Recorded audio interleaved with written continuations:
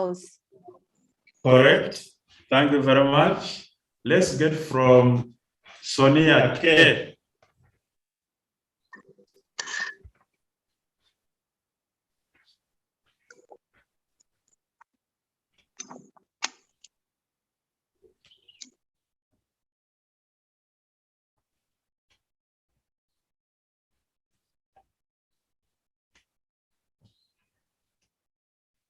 No response.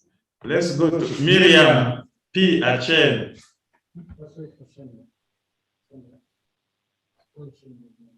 Sonia, yes.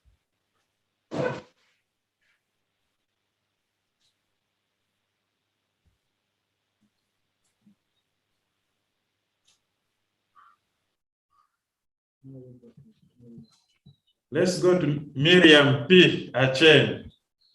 Sweeping the compound. Some other person gave us that, but it is correct. Najemba Abigail.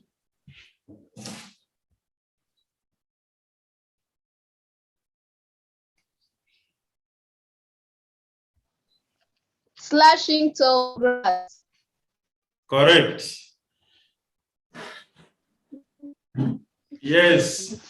Chirabo Noela, give us another activity done to promote sanitation.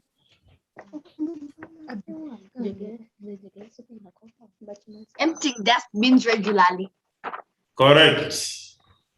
That's good.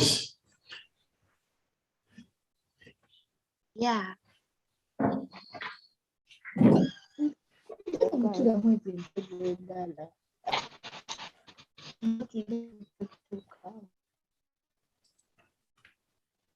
Slashing tall grass.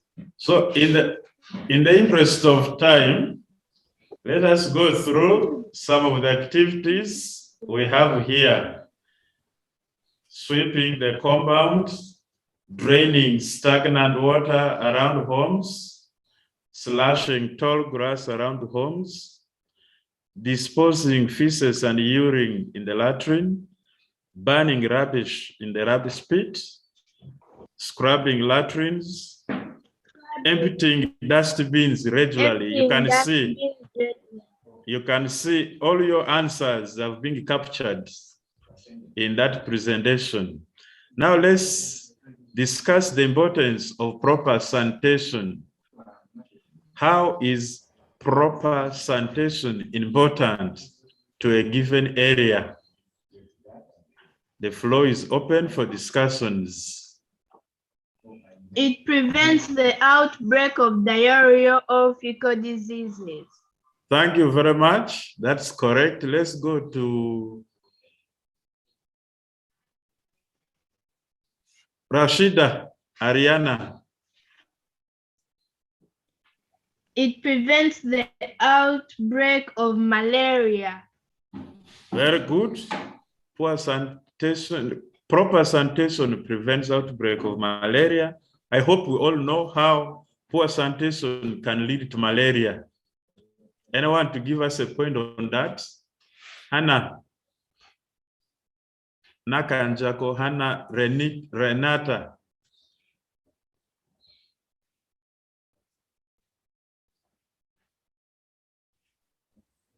It prevents the multiplication of vectors. Okay, correct. Multiplication of vectors is prevented. Another one. It prevents bad smell. From Anne Martha. Anne Martha, Aine Martha. Another importance of proper sanitation.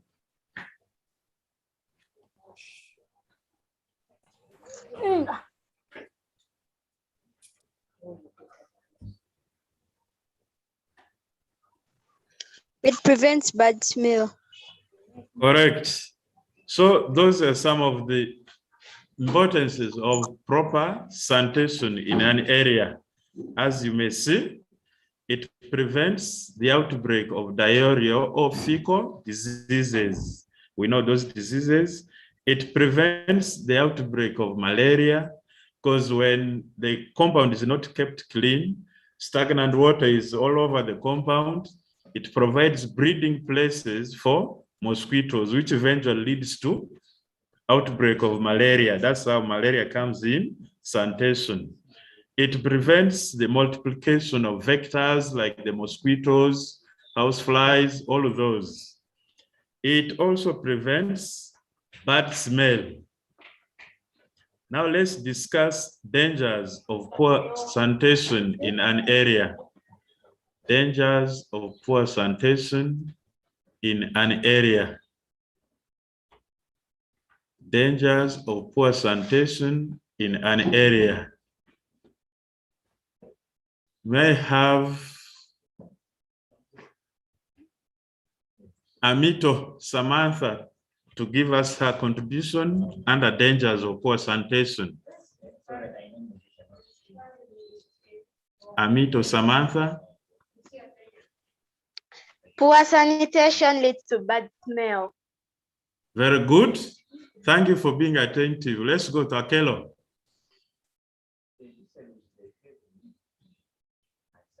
Akelo.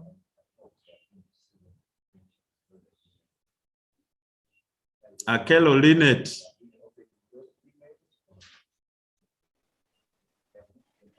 Poor sanitation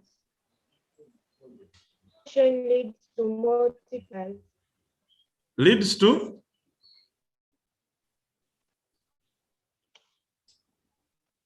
Multiplication of vectors. Thank you very much. But your network was not clear, but I've got you. That's good. Let's get from Ogutu. Ogutu Diara. Give us another danger of poor sanitation. Poor sanitation leads to multiplication of vectors. Thank you. Those are the dangers of poor sanitation in an area. It leads to bad smell.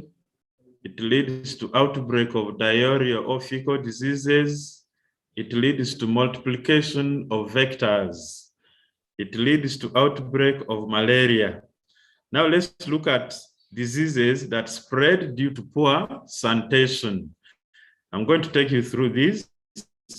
We have malaria, as we discussed earlier. We have dysentery. It is also as a result of poor sanitation. We have typhoid. We have cholera.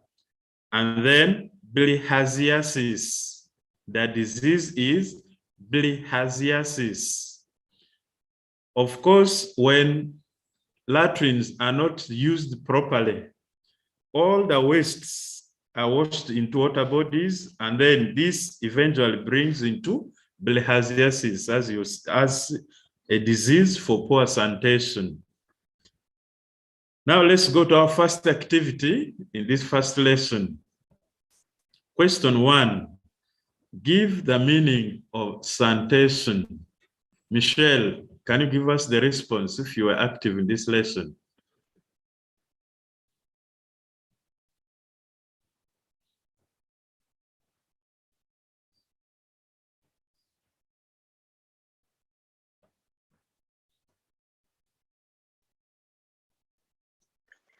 Sanitation is the general cleanliness of a place where we live.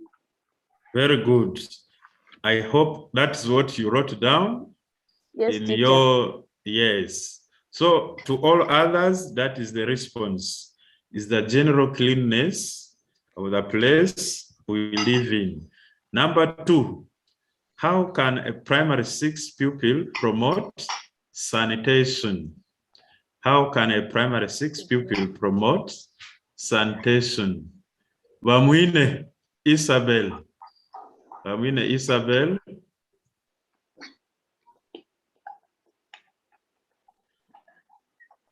By sweeping the compound. Very good. Mutes Allison. Thank you, teacher.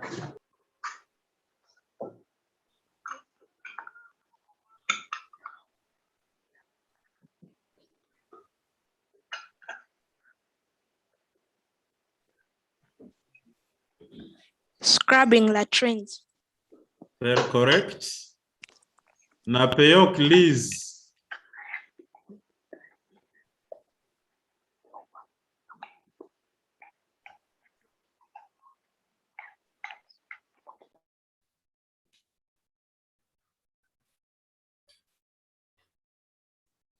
Yes, Emptying dustbins regularly. correct. Namato Vanessa.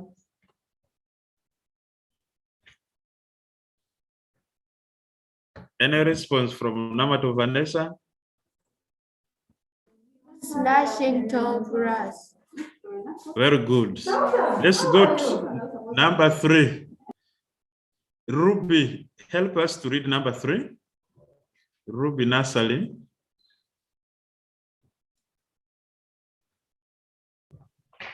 In which 2 ways is proper sanitation important to people at home?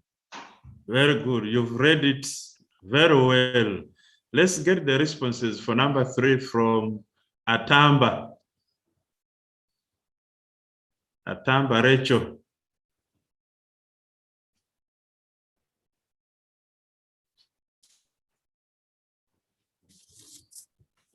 It prevents the outbreak of malaria. Good. It Let's prevents- go to Nachivule. Nachivule Mary Chloe.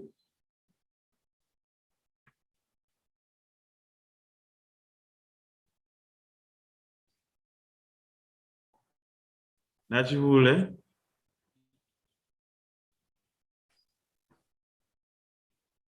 It prevents bad smell. It prevents bad smell. Correct. Jacinta Senyunja.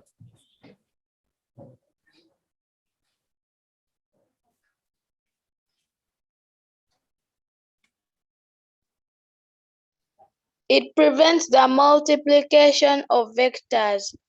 Very good. So those are the responses for number 3. Number 4. Number 4, I request Desire to read for us. Number 4.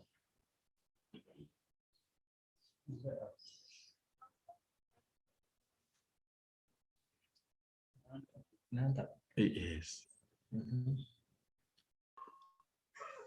Give the danger of poor sanitation to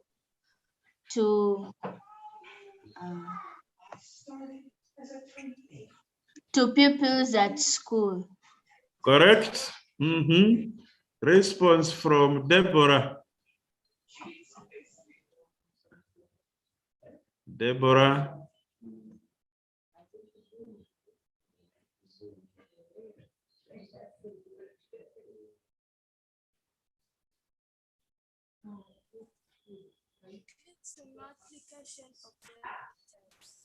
Danger of poor sanitation.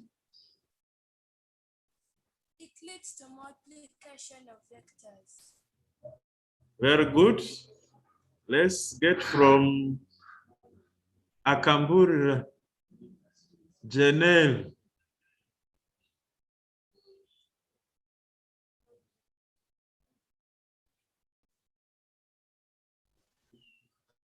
Bilhaziasis. Again.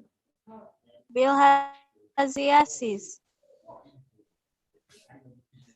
The answer cannot just be bilhaziasis. They want the danger of sanitation. What's wrong with bilhaziasis? It leads to bad smell. Okay, thank you very much. Let's go to number 5.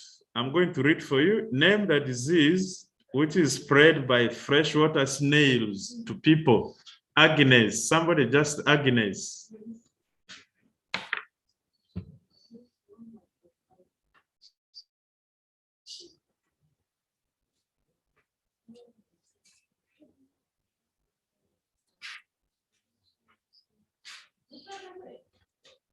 Let's go to Abigail.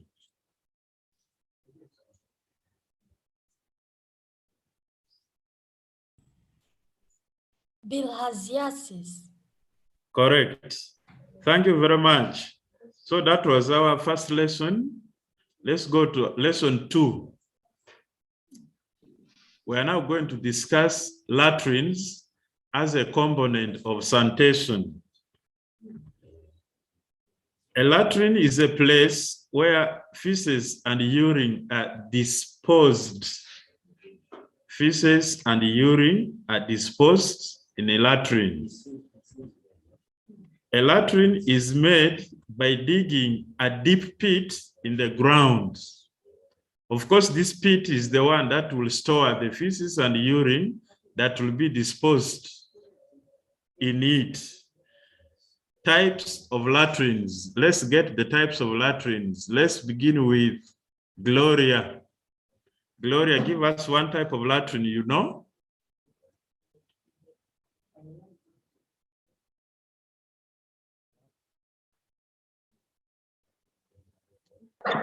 VIP latrine.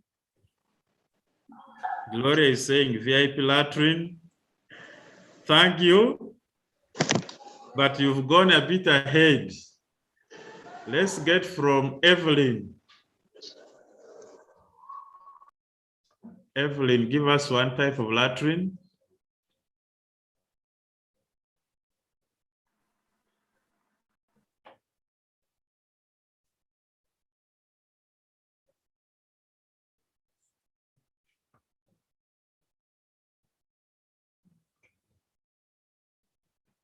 Evelyn is not with us. Let's get from Esther Abel.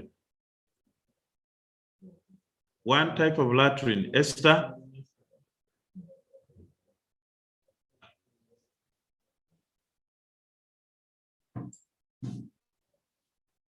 Okay. In the interest of time, we have pit latrines, we have toilets, we have potties, and then ecosan.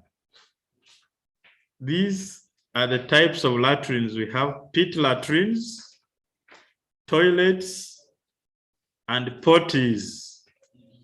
These are the types of latrines we have. Now let's go to pit latrines, and we make some discussion about pit latrines. In a pit latrine, as we stated earlier, a deep pit or a deep hole is made in the ground, and its surface is covered and an opening made into it where feces can pass. It is usually sheltered. Why latrines are sheltered is for privacy for the user. So it is always sheltered. Let's now look at examples of pit latrines. Remember, we are talking about pit latrines. Now we've left toilets and so on. We shall discuss them later. Let's now look at examples of pit latrines. Yes, I'm back. Let's have Judith Navasa to give us one example of a pit latrine.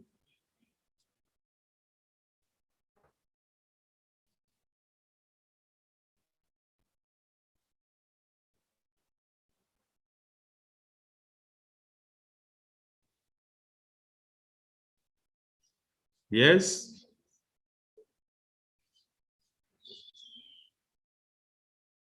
Okay, let's have Evelyn Ngabirano. Give us one example of a pit latrine.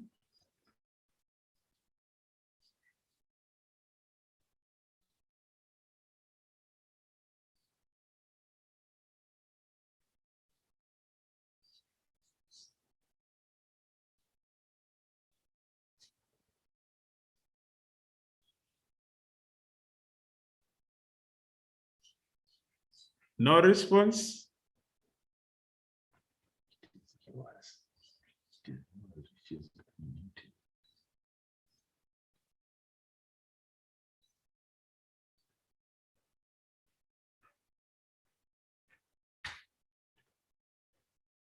Let's have Comfort. Canvat, give us one example of a pit latrine.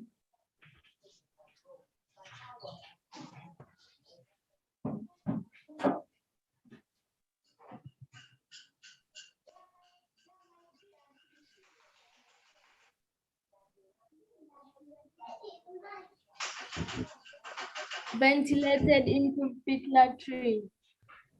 Very good. Atai, Letitia, give us the second.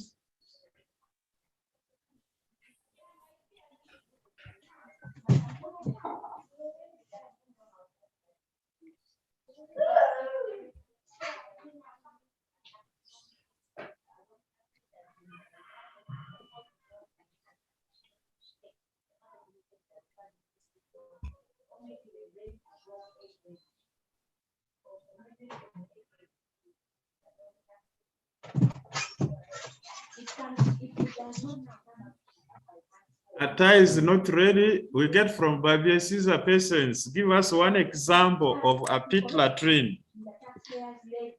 Babia Caesar.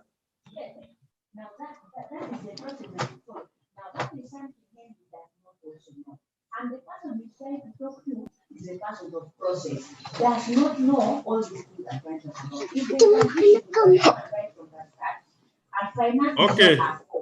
In the interest of time, there are two examples of pit latrines. Remember, at first we said a pit latrine is made by digging a pit in the ground. Close the door, please. Thank you. So in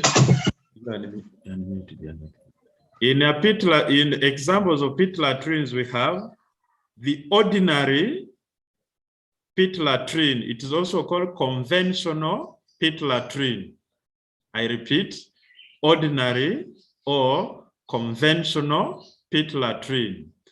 Then we have ventilated, improved pit latrine. The one we normally say VIP latrine. Those are the two examples of pit latrines. Now let's talk about the ordinary or conventional pit latrine. I request Chelsea Mirembe to read for us what an ordinary pit latrine is. Chelsea Mirembe, Audrey.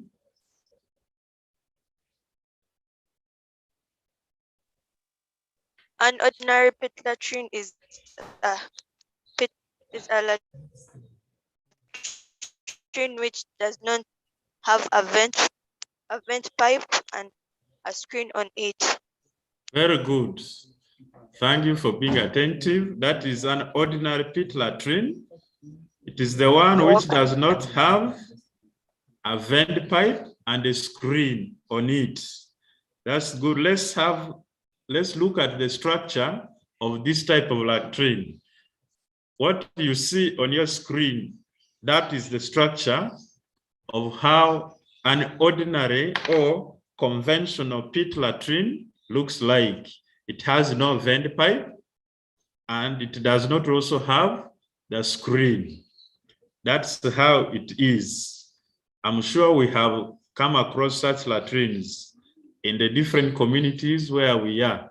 So that is what we call an ordinary or conventional pit latrine.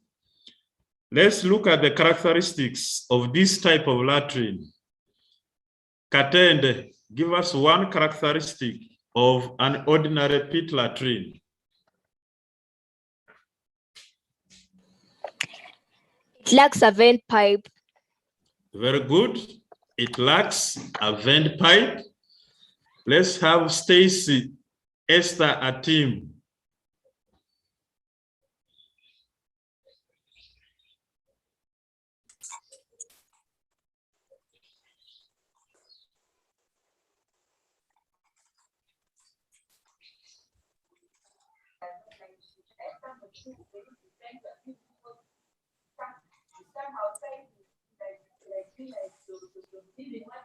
Esther Stacy Atim.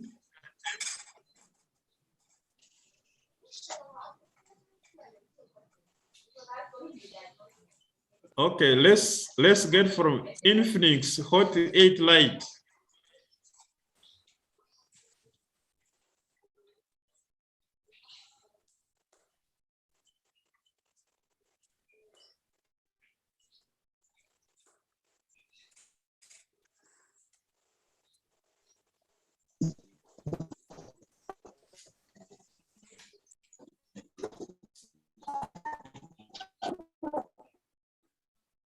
Your network is not clear.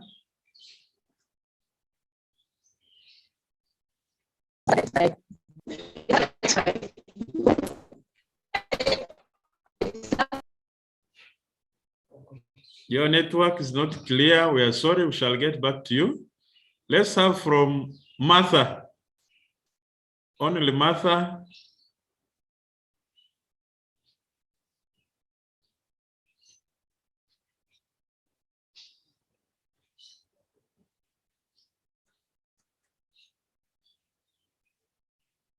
No response from Martha. Okay, in the interest of time, let's go through these characteristics together. We have it lacks a vent pipe, it lacks a screen, and these first two characteristics we have got from the meaning of an ordinary pit latrine. It has a lid for covering the hole. I repeat, it has a lid for covering the hole. It is regularly smoked to reduce bad smell. It is regularly smoked to reduce bad smell. So these are the characteristics of an ordinary pit latrine. Let's have this activity and see. Give one example of a pit latrine. Give one example of a pit latrine. Yes, Nakawa is Karen. Ordinary pit latrine. Very good. Let's have another one from Desire Namtevi. Ordinary pit latrine. Ordinary pit latrine. Ventilation Latrine. latrine. Thank you very much, but your sibling should be put off a bit, but the answer is correct. Let's go to number 2. Adiero Nicole, read for us number 2. Adiero Nicole, help us to read number 2. Why are conventional latrines regularly smoked? Yes. Very good. Aloyo. Aloyo, give us the response.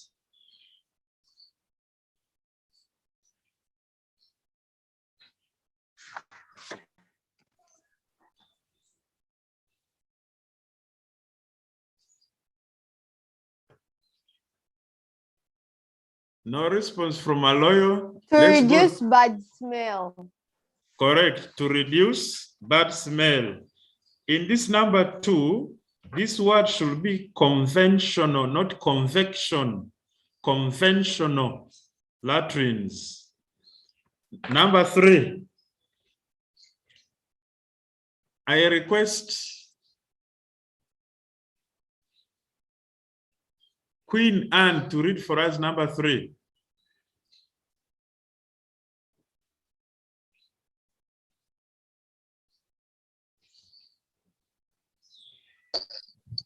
Name the part of a conventional latrine that stores feces. Nagawa, give us the answer.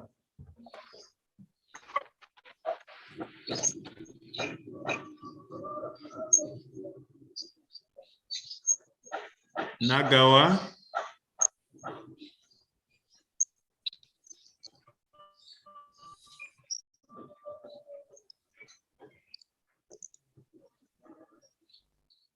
Okay, let's get from Nazwarania. Nazwarania.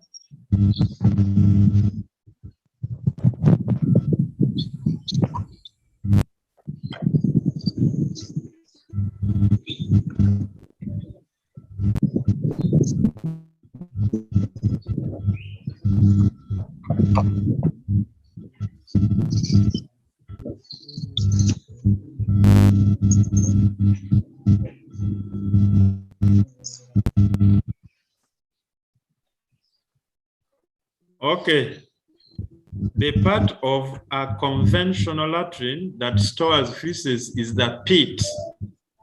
It is the pit. I believe that's what you wrote. Let's go to number 4.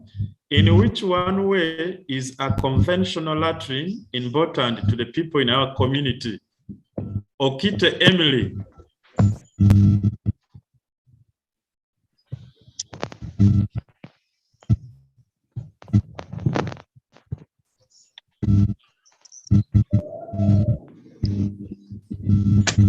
Allows people to dispose their waste properly. Okay. For proper disposal of feces and urine. Thank you very much. Number 5, state any one characteristic of a conventional latrine. Najinda Crystal.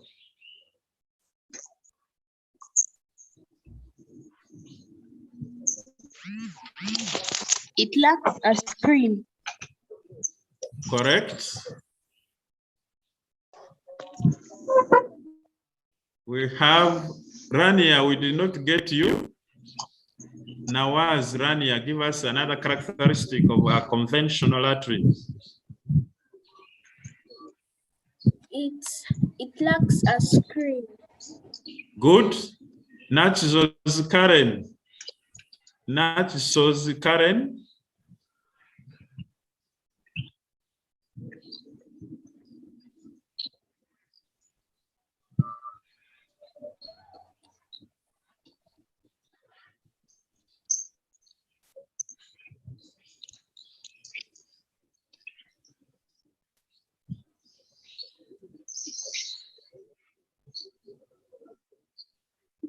No response?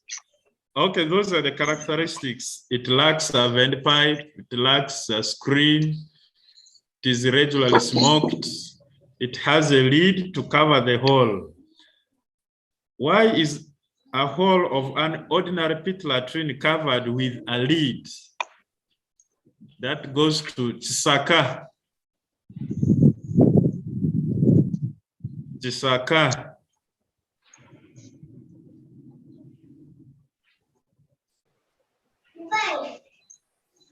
To prevent bad smell from going out of the toilet. We are talking of a latrine, pit latrine, not the toilets. You've reached the toilets. Thank you very much. The answer is correct. To prevent bad smell from coming out of the latrine. Sebuliba, give us another answer. Sebuliba.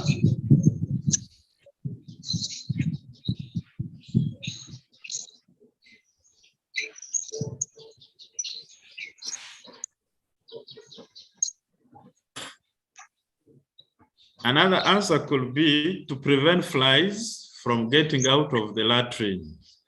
Let's go to our 4th lesson. Now we are talking about the VIP latrine. Ventilated, improved pit latrine. Ventilated, improved pit latrine. Chirabo Noela, give us that statement about it.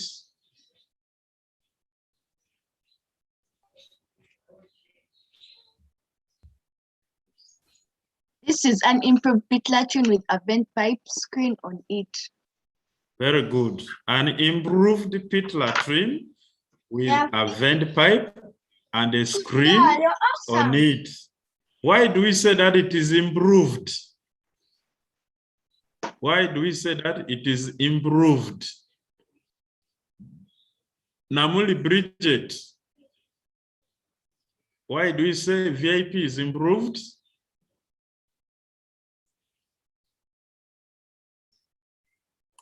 Just because it has a vent pipe on it. Okay, thanks for trying, not the response. Now, Solo Martha, why do we say VIP latrine is improved?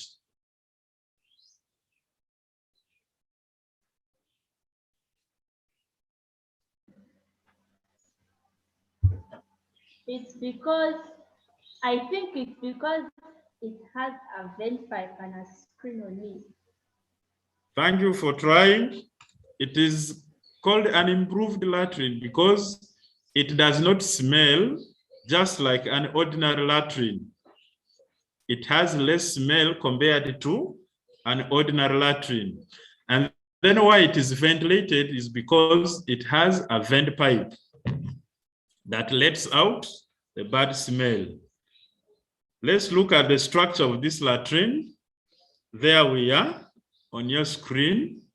You are able to see a drawing of that type of latrine. You can look at the parts. We have the screen. As you see, that top part there, that is the screen. And then the screen is fitted onto what we call the vent pipe. The vent pipe, as you see it there. And then the pit, as we said earlier, it is always covered with concrete so that we don't fall in with a hole left to pass the feces and urine. So that is the structure of an improved, ventilated, improved pit latrine. And these are the ones you have at school. I hope at home you also have them. Let's look at the functions of those parts. The first part is the hole. That hole is very important. It's where feces and urine are passed into the pit. Without that hole, then it will not be in use. It allows flies to enter the pit. Then it also allows fresh air to enter the pit. That is the importance of that hole. It's not only to pass the feces and urine, it lets flies and fresh air into the pit. Another part is the pit itself.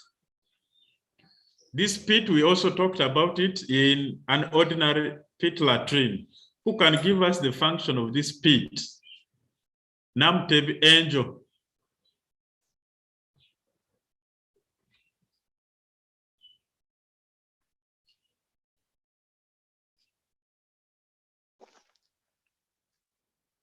It is where feces and urine.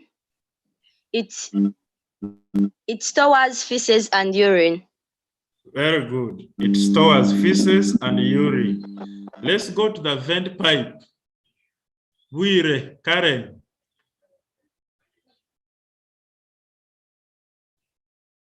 Wire, Karen, give us the function of the vent pipe. It lets out bad smelly air from the pit. Very good. It lets out bad smelly air from the pit. Let's look at the screen. Let's look at the screen. Let's get from Hirat.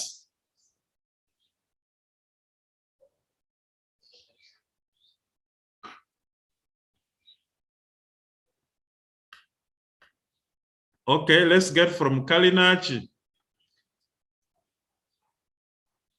The screen.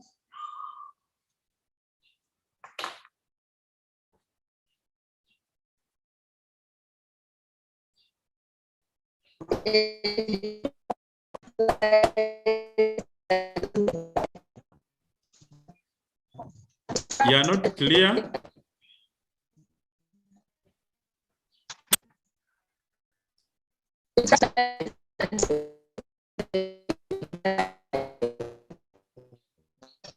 Your network is not clear. Stacy and you.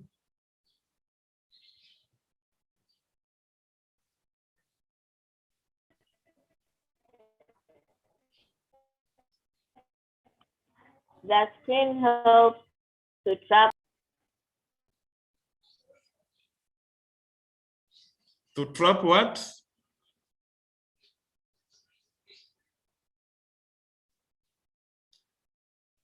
Okay, the screen traps flies, and these flies die on their own in the screen. So we said the screen traps flies until they die. So that is the screen. Let's look at characteristics of a VIP latrine. It has a screen which traps flies until they die. It has a vent pipe for letting out bad smelly air. It does not have a lid on the hole. I repeat, it does not have a lid on the whole. So these are the characteristics of VIP latrines. Let's do this activity and see how you have performed. Number one, name the component of a VIP latrine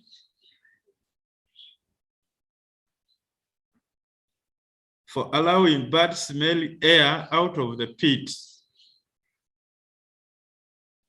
Component of VIP latrine that allows bad smelly air from the latrine. Let's get from Ankunta. Somebody Ankunta, you give us.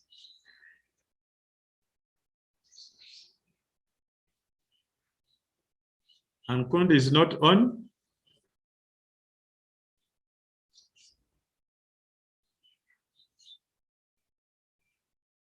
Let's get from Muchala Emanuela.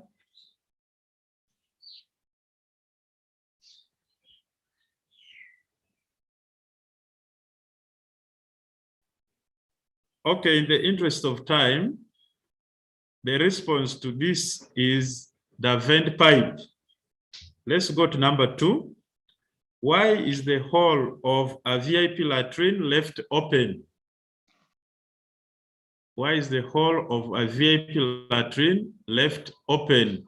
ITEL 53. ITEL 53.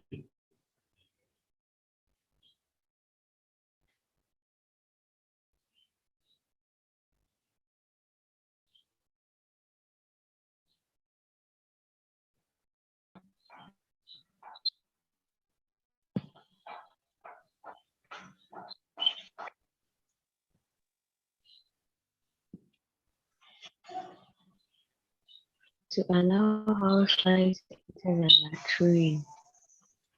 Thank you. Correct. To allow flies enter the pit. That is very correct. The second response will be to allow fresh air into the pit. To allow fresh air into the pit. Number 3, I'm going to read for you. How does the bad smelly air move through the vent pipe in a VIP latrine? How does bad smelly air move through the vent pipe in a VIP latrine? Naiga.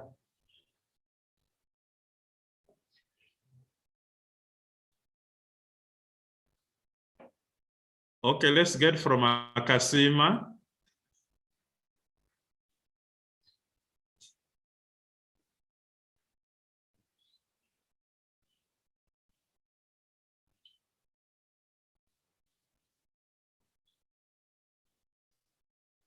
No response from her.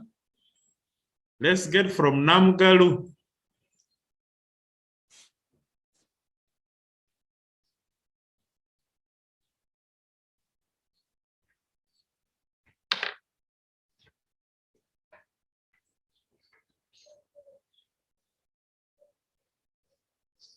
How does bad smelly air move through the vent pipe in a VIP latrine? Martha Lucy.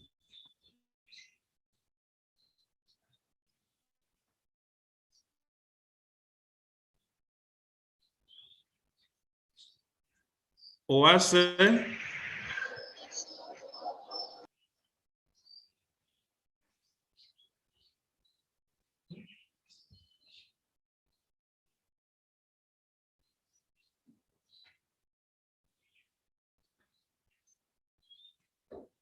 Okay, the response is by convection. By convection. Number 4, give one characteristic of a VIP latrine. I believe this you'll get from what we had discussed. Let's go to number 5. State one proper way of using a VIP latrine. One proper way of using a VIP latrine. Let's get from Grace.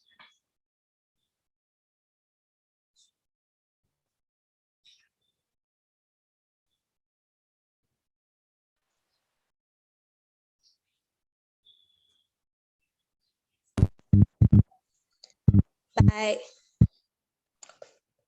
using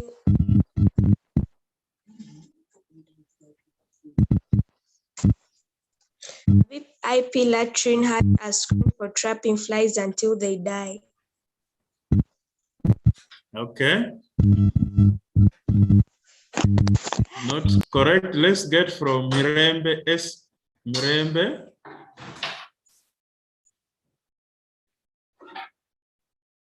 Proper way of using a VIP latrine.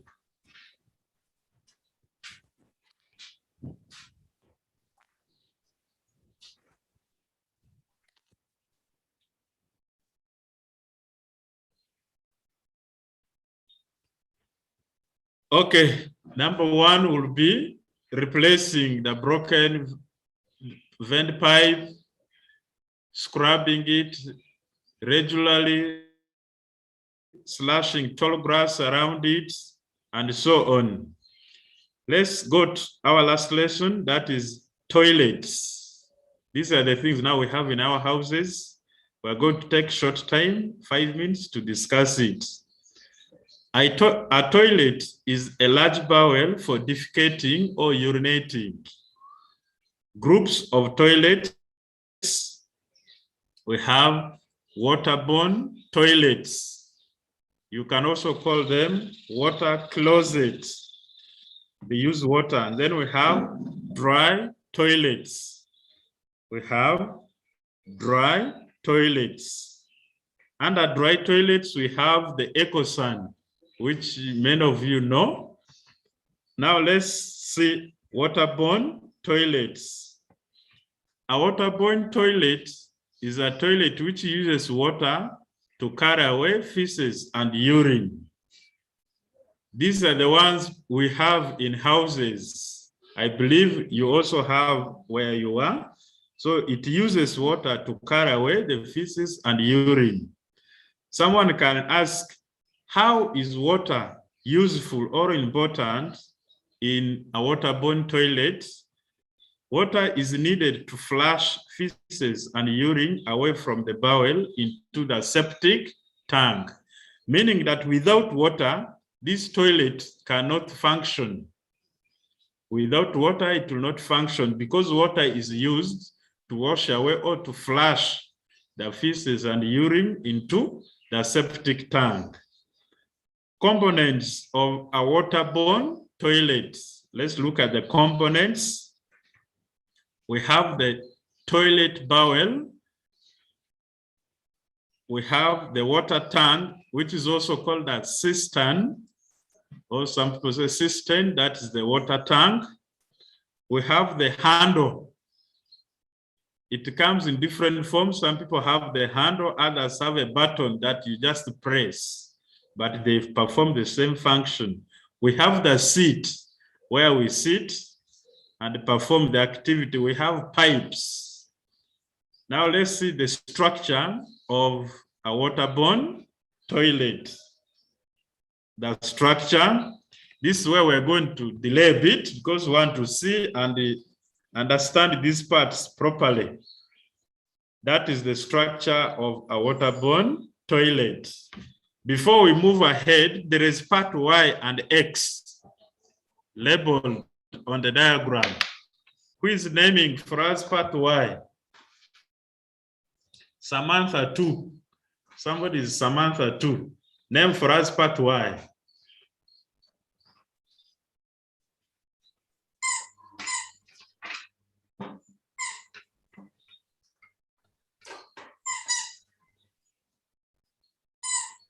This is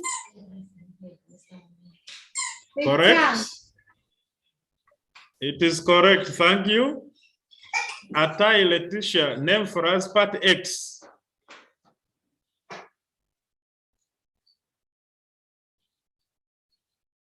Part X.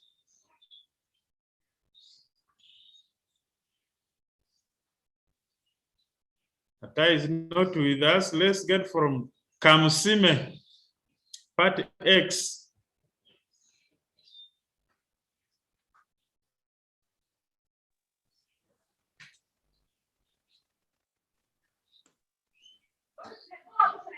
The bowl.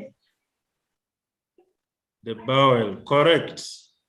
So these are other parts that have been the ones which are labeled. Now let's look at the handle, the part called the handle. Of course, it is found on the water tank. That is the handle.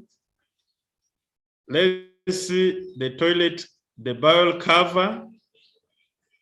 It is right there as we've labeled it on the diagram. That is the toilet seat.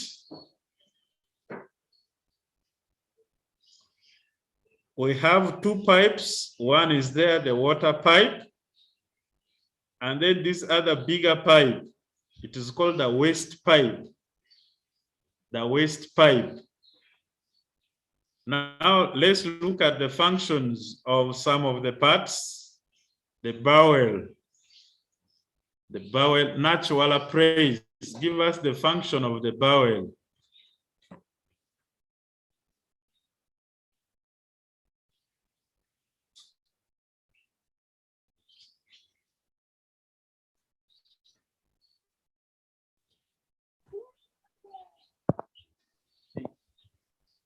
Urine and feces are disposed in the bowel. Very good, that's correct. Let's get from Mukisa also for another part, that is the bowel cover. Mukisa.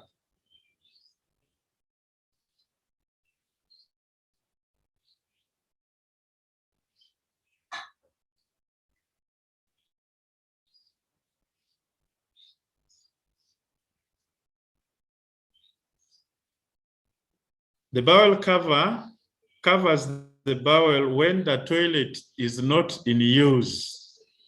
After using, you flush and then cover. So the covering is done using that cover. We have the cistern or the water tank. It stores water for flushing the waterborne toilet after use. Stores water for flushing the toilet after use. The waste pipe. The waste pipe, it carries feces and urine to the septic tank. It carries feces and urine to the septic tank. So let's run through this activity. State one group of toilets. One group of toilets.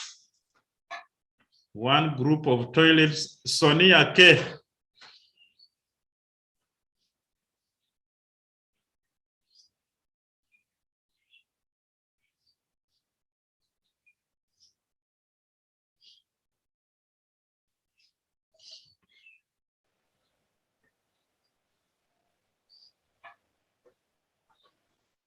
No response. Let's get from Musana Paul. Musana Paul.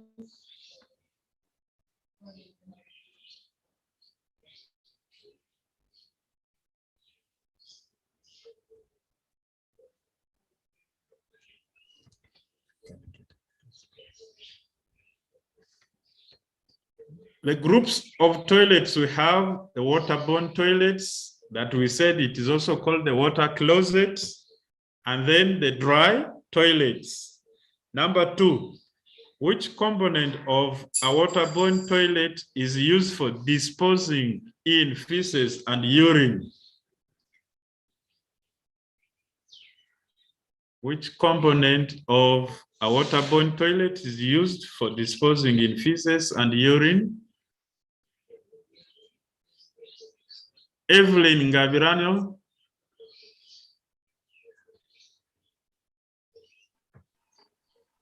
A water bowl. Water what?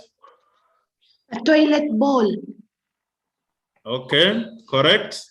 Number three, how is water useful to the user of a waterborne toilet? Arisha.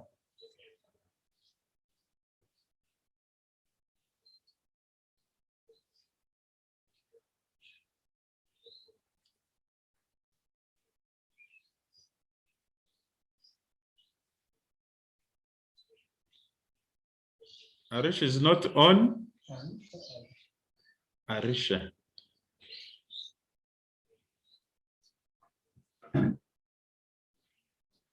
Is it Anisha? Oh, Anisha. Is it Anisha? Let's get from Igalot. Bernadette.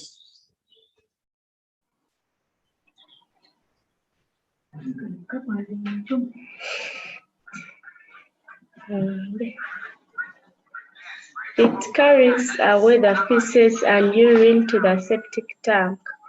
Wow, very good. You are so clear. Why is a waterborne toilet not used by people in rural areas? Why is waterborne toilet not used by people in rural areas? Let's get from Amatendo.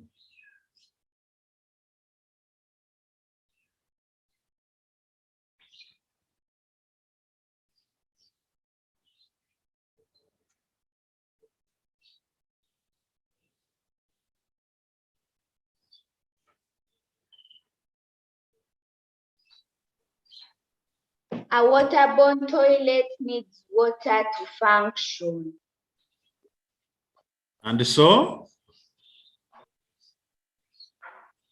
why is it not used by people in rural areas? Your response could be, the people in rural areas lack piped water. They lack piped water in order to use it. Another response could also be, it is expensive to construct and maintain. It is expensive to construct and maintain. Lastly, how can a primary 6 pupil use a waterborne toilet well? Michelle Martha.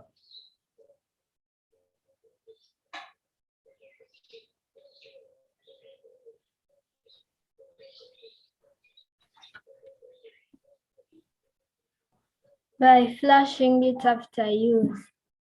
Very good. Rukshana.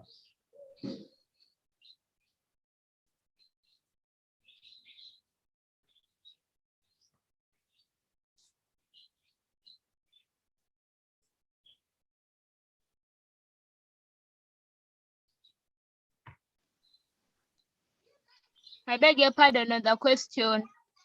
How can a primary 6 pupil use a waterborne toilet well? Somebody has already talked about flushing it. How else can you use it well? By covering the seat after use. Okay, thank you very much. Let's get another response from Kauma Rashida.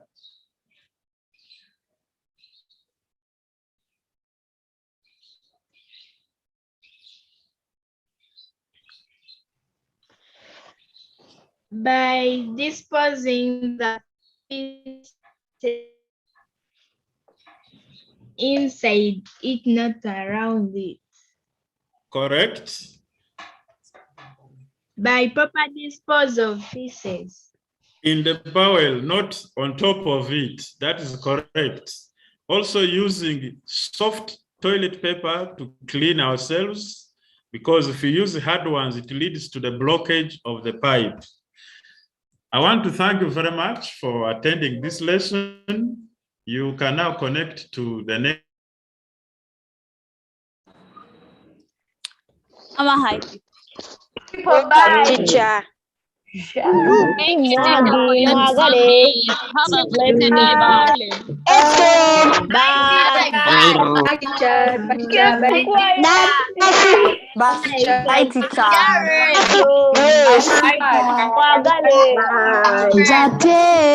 Bye. Hi, teacher. Thank you for Hi, teaching. teacher. How are you? Hi, teacher. Where? Hi, Jatel. Jagalaba into the phrase. Hi, Michelle. Hi. Daniela. Hi, Mariano. We can see. Hi, teacher. Karen. I can hear you.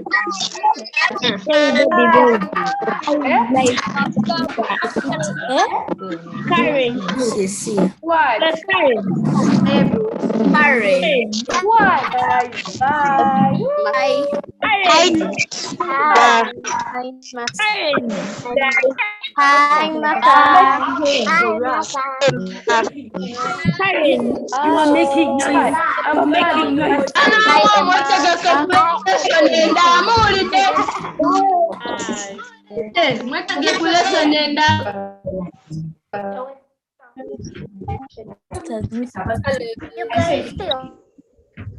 Hello.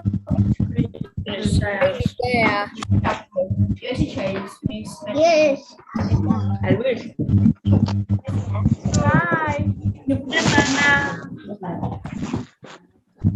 Guys, be organized, please.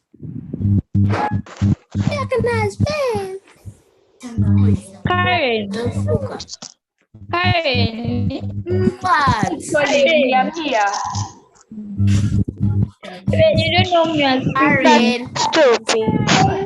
Daniela, what? Where's Michelle? Please, you are calling. It's not Daniela. You are making stop it.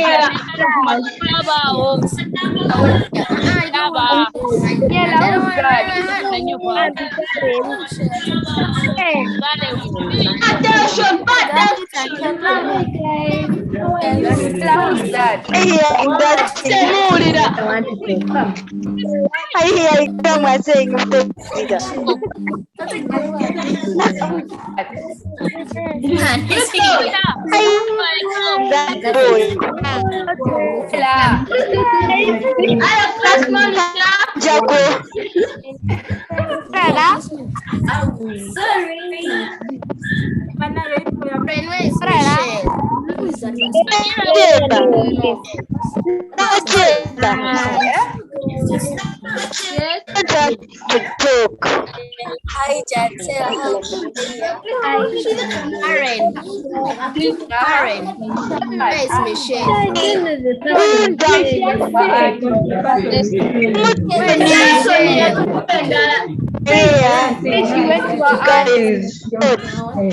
Yes? She went to her auntie. Okay. Long time. Stop making noise. Woman, where is your hair?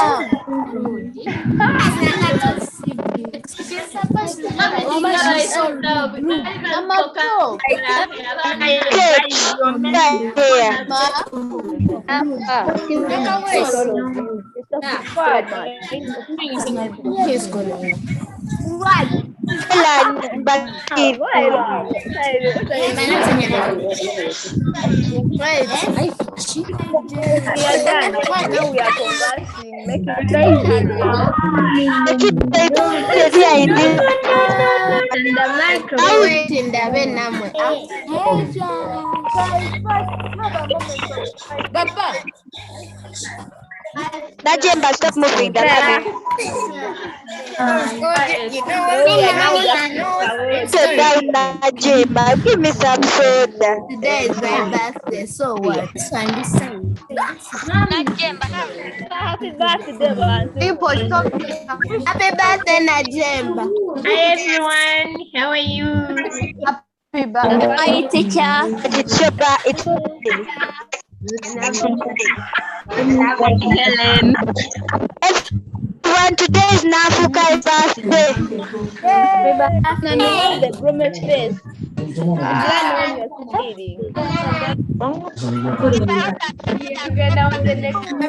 Stop live. Hi, Musana and Helen. Bernice. Everyone keeps quiet. Just in class.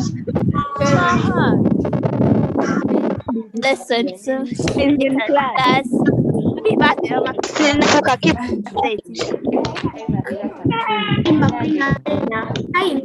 stop sending Miss Gawa.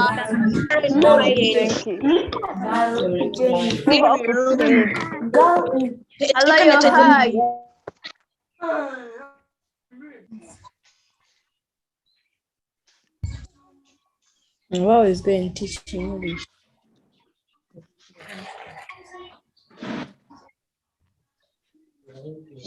Sarah.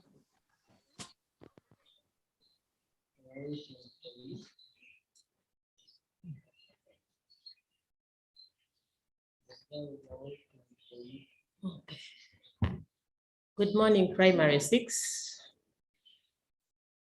I welcome you to this lesson of English. This morning, I request that we all sit upright. It's class time. I don't expect people who are jumbled in my lesson. Tell those people who are around you, who are not part of the lessons, to first keep away, because we are going to handle serious issues here of concern. Kindly request your little ones to go to the bedroom as we begin. Last week, we were going through our topic, baking, that we started even before we left for our homes. We went through the first activity and we reached the second activity. We ended on number 6. That's where I want us to begin from. This morning, I request Ruby to read for me that number 6.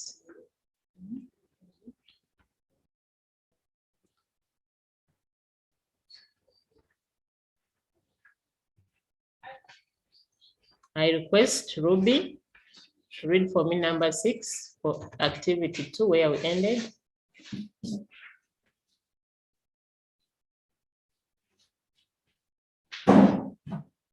Ruby, I can't hear you. Ruby, unmute and talk to us.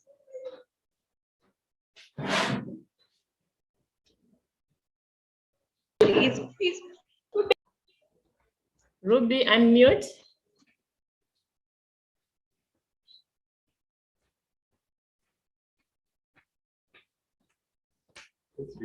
I can't hear Ruby, teacher. Is she on? Well, let me hear from Namia Deborah. Namia, read number 6.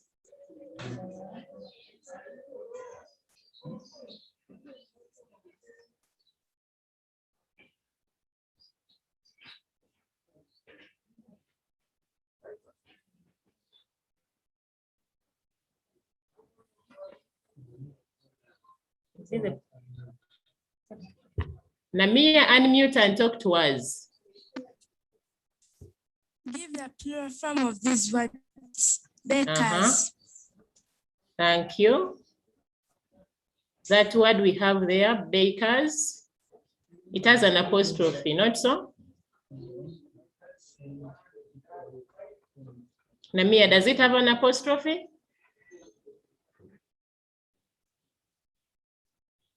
Yes, teacher. Now, when we are writing that word and it has an apostrophe, that is a place where the bread is sold. The place where the bread is sold. Last week, I told you the person who sells bread is a baker, like you all know. Then the place where the bread is sold is the bakers with an apostrophe. When we are challenged to form the plural form of that word, we are going to drop that apostrophe. I request everyone to get a pen and write for me the plural form of that word you have there. The answer to our number 6 was bakers, but I want you to get the plural form of that word. Get your pen and write it for me. The word is B-A-K-E-R-S without apostrophe. That is the plural form of that word. The person is a baker, the place is a baker's, then the plural form of the place is bakers. And even the person, they share the plural form. That is the most amusing part of it. So you drop the apostrophe and leave the word, you will get the plural form of that place. There are other words that are related to that. Look at the word butcher. A place, a person who sells meat is called a butcher. Let me hope Samantha has written. I want you to write whatever word I mentioned. Write the word butcher down. A person who sells meat. Then the place is a butcher's with an apostrophe. Somebody is not writing. That's not good enough. I'm seeing everybody and I want you to write those words.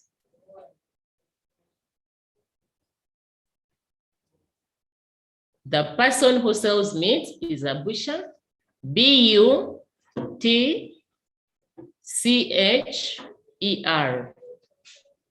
Then the place where it is sold, we are writing is B-U-T-C-H-E-R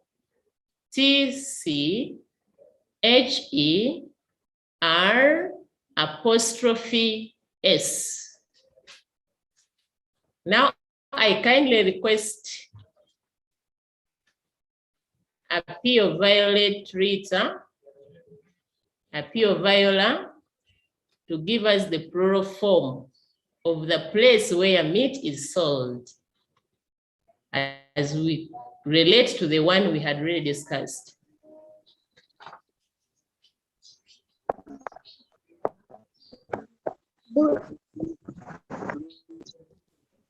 Repeat for us, Violet.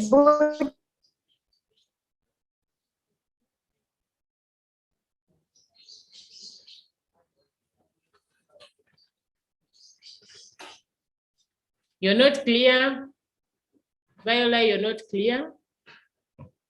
Maybe we get from, are you on, Viola?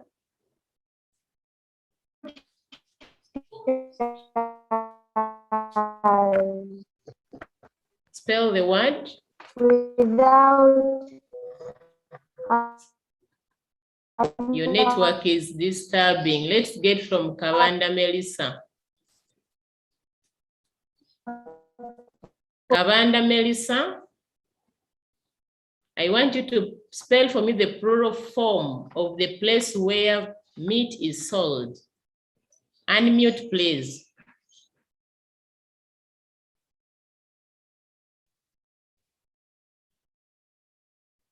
Kavanda? Yes, teacher. Spell for me the plural form of the place where meat is sold. Butchers. Spell the word. Butchers. B-U-T-C-H-E-R-S. Butchers. Without the apostrophe. The plural form does not take the apostrophe. There's another word which I still want you to relate with that before you go offline. That is confectioner. A person who sells sweets, chocolate, candy. The person who sells that is called a confectioner. Then the place where it is sold is confectioners. Then I still want you to help us with the plural form as your friends are writing. Confectioners. C-O-N-F-E-C-T-I-O-N-E-R-S. Confectioners. Thank you. The next one there, I still want you to relate before you go as I pick another person to help us also. Let's go to Komugisha Martha Justin. Unmute and talk to us. We have the next word as stationer. Stationer, a person who sells. Stationer. I want you to give me the place where we can find those items. If the person selling them is called a stationer, what do we call the place where they are sold? Our writing material. Again? Stationers. Spell the word. Stationers. S-T-A-T-I-O-N-E-R'(S).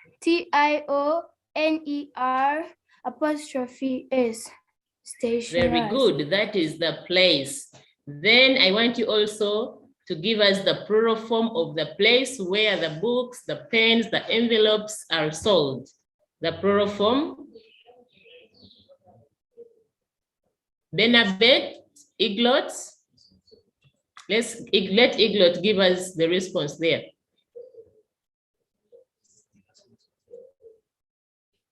Iglot, unmute and talk to us. Yes, please, teacher.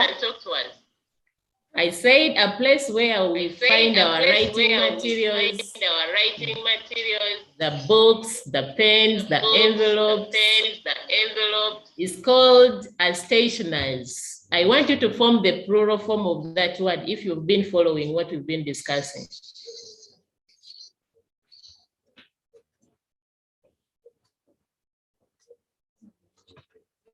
Iglot, unmute please and talk to us.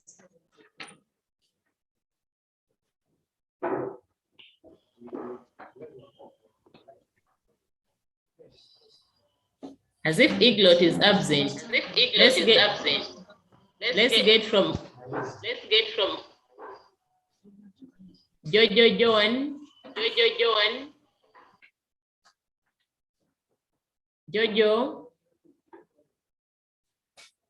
Jojo, unmute and talk to us.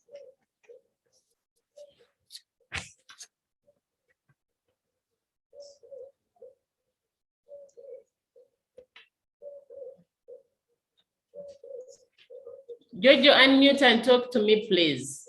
Your friends are waiting to hear from you.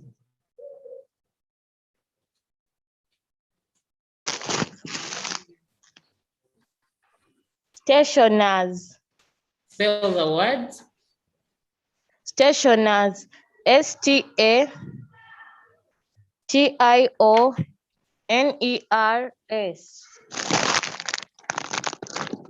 Repeat for Nashwala. Nashwala has not been attentive. I've seen her from here. Repeat for her.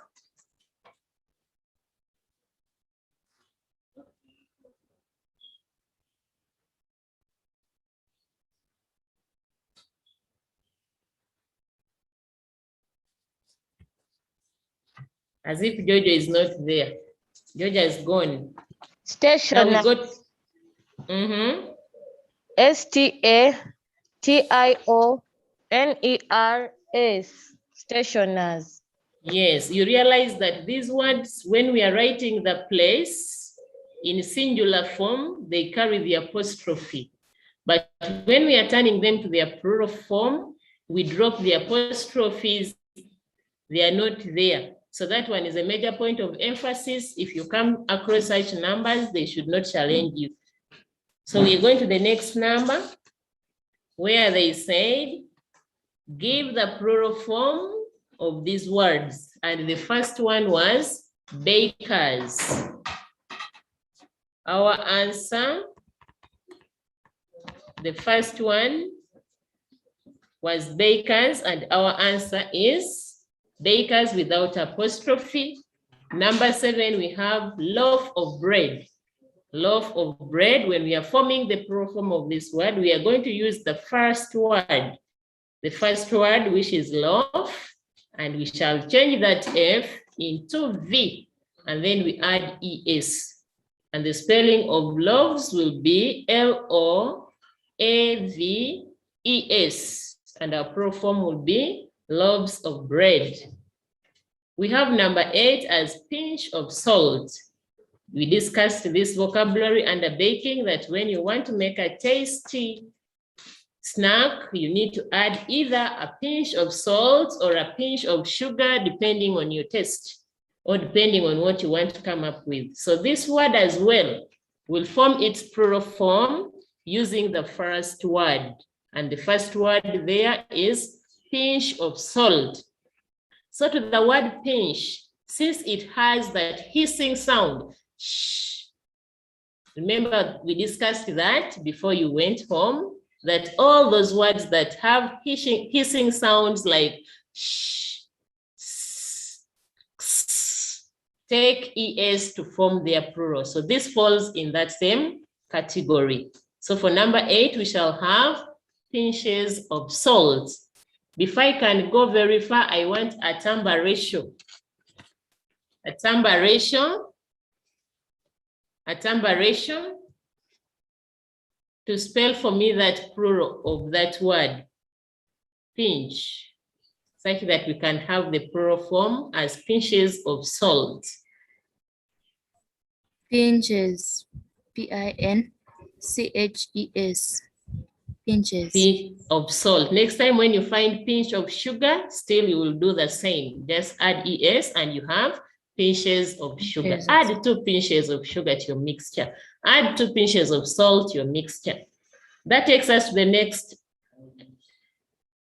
heading. I will read it for you. Arrange these words in ABC order. We all know this, dictionary order. What do these words appear like if they are arranged in dictionary order? I will request each one of us to look up in their dictionary and see which word out. We remember you introduced using a dictionary with Shawaiswa. I will kindly request you to look up these words and see which one comes before the other in the order. And then when I come for our next lesson, we shall be able to discuss that part of our activity. Straight away, we'll go to lesson 3, where our aspect is the structure, language structure, which we are going to discuss. The use of neither. The use of neither, nor. This is our structure we are going to discuss under this topic. And when you talk about neither, this is a negative structure. That's one thing you have to know. Neither is a negative structure. It could have a related meaning with none. Neither a tie. If I say neither a tie, I mean not a tie. A tie is not inclusive in the list that I am talking about. Neither a tie. A tie is not there.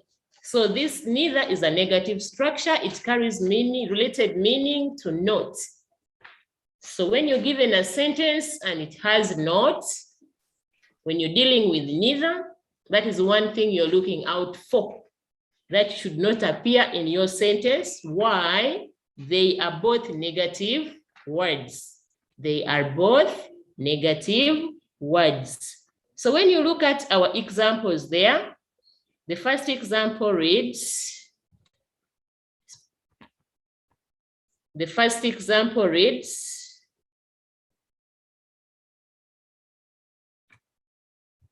can I request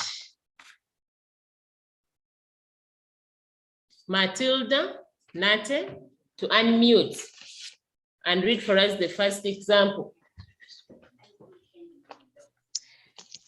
Neither the baker nor the confectioner is present today.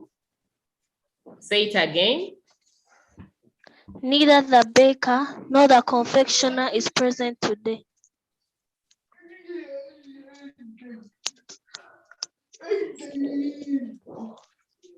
Say it again. Neither the baker nor the confectioner is present today. You may wonder why we are doing this. We have neither the baker nor the confectioner is present today. What I want us to emphasize here is that this structure is not joining the two subjects here. is not putting them together such that they form a plural. No. We are going to use a singular helping verb. We are saying neither the baker nor the confectioner is. I want everybody to get a pen and underline that helping verb there, is. I want to see everybody do that. Ngabirano, are you doing it? Yeah. Neither the baker nor the confectioner is present. Don't use their plural helping verb. You only use plural helping verb when the subjects are plural. Neither the baker nor the confectioner is present today. What does that mean, Nama and Valeria? Nama and Valeria, if you're not settled, if I say neither the baker nor the confectioner is present today, what does that mean to you? Unmute.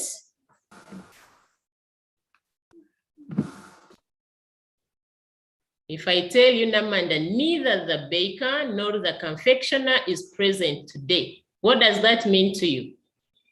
It means that none of them are present today. Wait a minute, none of them are present.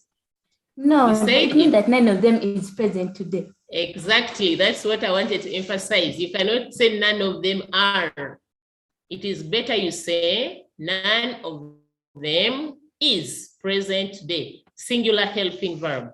If it was in the past, I would say none of them was present today. So I want Mama Daniela to read for us the next example there. Mama and Daniela, unmute and read for us the next example.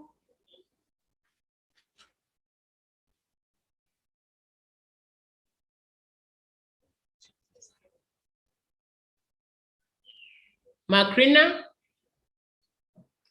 can we go to Macrina to help us? Macrina, unmute. Yes, teacher. Unmute and read for us the second example and lesson 3, the second example there.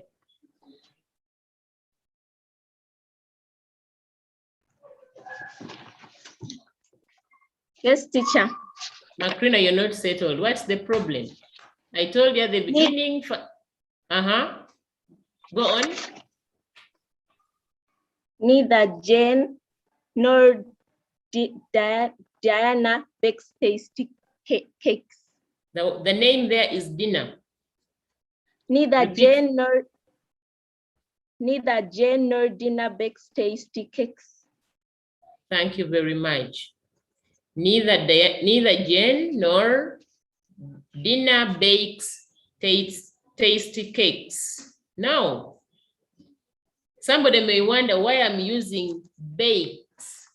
This is what I explained to you in our first example, that we are using singular helping verbs when we are dealing with neither and the subject is singular. We use singular helping verbs, singular verbs as well. That's why I'm saying neither Jane nor Dina bakes tasty cakes. Let me hope I've not left Aber Cecilia behind. Aber, read for us the instruction. Aber, read for us the instruction after the 2 examples there. Join the following sentences beginning neither nor. You help us read number 1 also before Tina you go. Tina does not need the doorbell. Tom does not need the doorbell. Tina does not need the doorbell. Tom does not need the doorbell. Can you try to give us the response to that? Neither Tina nor Tom needed the doorbell. No, thank you, dear. Have you seen the tense in which you're writing your sentence?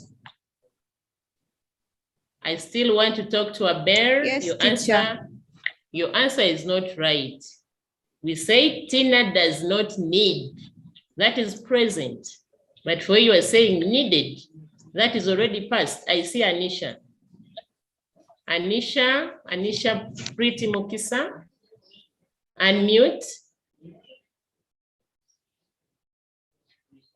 Unmute and help a bear.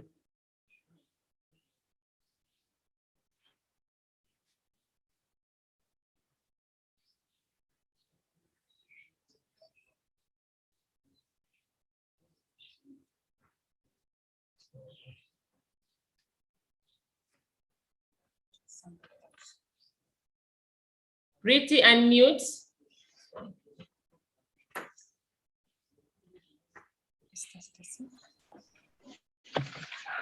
Neither Tina nor Tom needs the door well.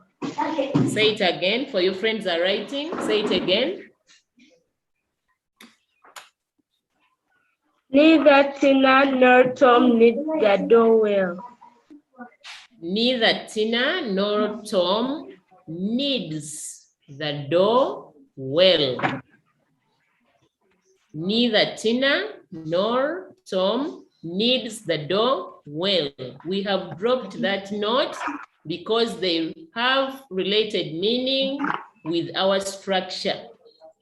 We are also saying needs the door. I know I've seen somebody's answer there. She has written, neither Tina nor Tom need the door well. That's not correct, because we are not using proverbs there. We are saying needs the door well. Neither Tina nor Tom needs the door well. Namutebi Angel. I want to talk to Namutebi Angel. Namutebi Angel, we are in class. We are not in for birthday party. Namutebi Angel, unmute. Yes, teacher. Namutebi Angel. Yes, teacher. I am not happy with that chart you have made. We are not in for a birthday party. If we wanted that, we would have already organized for it. Please wait for our lesson to end and you wish yourselves happy birthday, not during the lesson. We can choose to end it now. And we can't end it now because there are people who are seriously attending. For you are busy with birthdays, my dear one.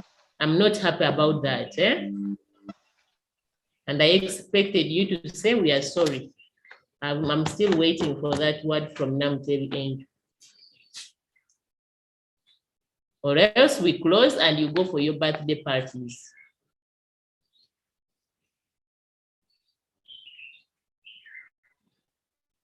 Okay, let's go to the next number. The next number reads, Mukisa Prudence, read for us number 2.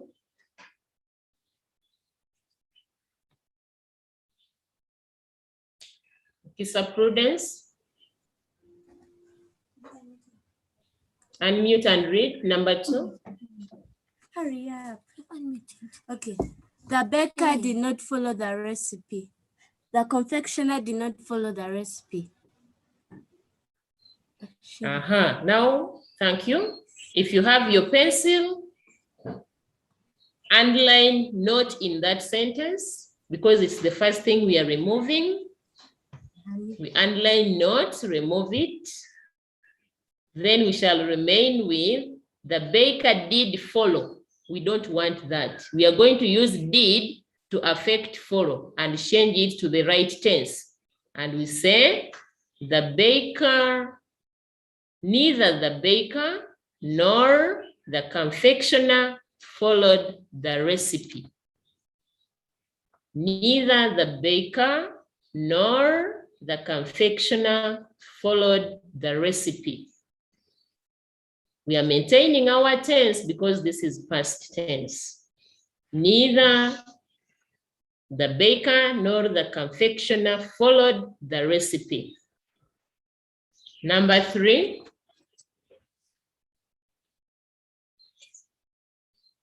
Number 3. Were Mukisa Ruth. Read for us number 3.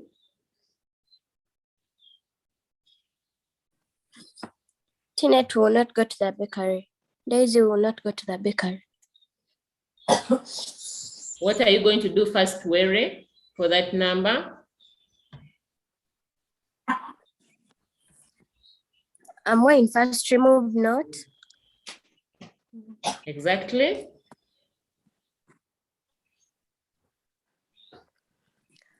Continue. And then I'll after remove. say neither Tinet nor. Wanji. Beg your pardon. And then I'll say neither. And then I'll say neither Tinet nor Daisy will go to the bakery. We are also not going to repeat the word bakery. Go to the bakery, go to the bakery, because it is the same sub-object. Our answer will be neither Tinet nor Daisy will go to the bakery. Number 4. Adiero Nicole. Read number 4. Diana is not a baker. Pauline is not a baker.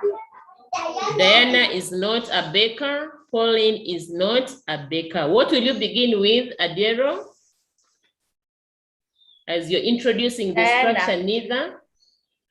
As you're introducing the structure, neither, which word are you not supposed to include in that sentence? Not. Is not. Now introduce the structure. Introduce the structure and we listen to you. Neither Diana nor Pauline is a baker. Why are you using is? Neither Diana nor Pauline is a baker. Can you explain to us? Because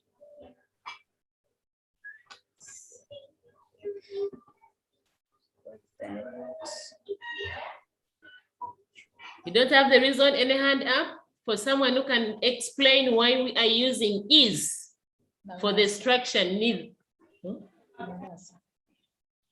Nabasa, Judith. Nabasa, I see your hand up. You've lowered again. Let's hear from Doris Namagembe. Namagembe, can you explain to us why we are using is and not are? Quickly. When we are using neither, we use the singular form. We use the singular form, singular subject, singular helping verb. We only use plural when the subjects are in plural form. This case, our subjects are in singular form. Diana is alone, Pauline is alone. So we can't use are. We only remove not, introduce our structure, and we leave the singular helping verb. And then our answer should read, neither Diana nor Pauline is a baker. Neither Diana nor Pauline is a baker. I hope everyone has written that down. And if you have not written, you should be writing or marking. You may not get opportunity to mark that work. So you should be either marking or writing the correct answers. And even when you're writing, you're very late. The next number is 5. Let's Samantha Mwagale. Mwagale, where are you? Mwagale Samantha, read for us number 5.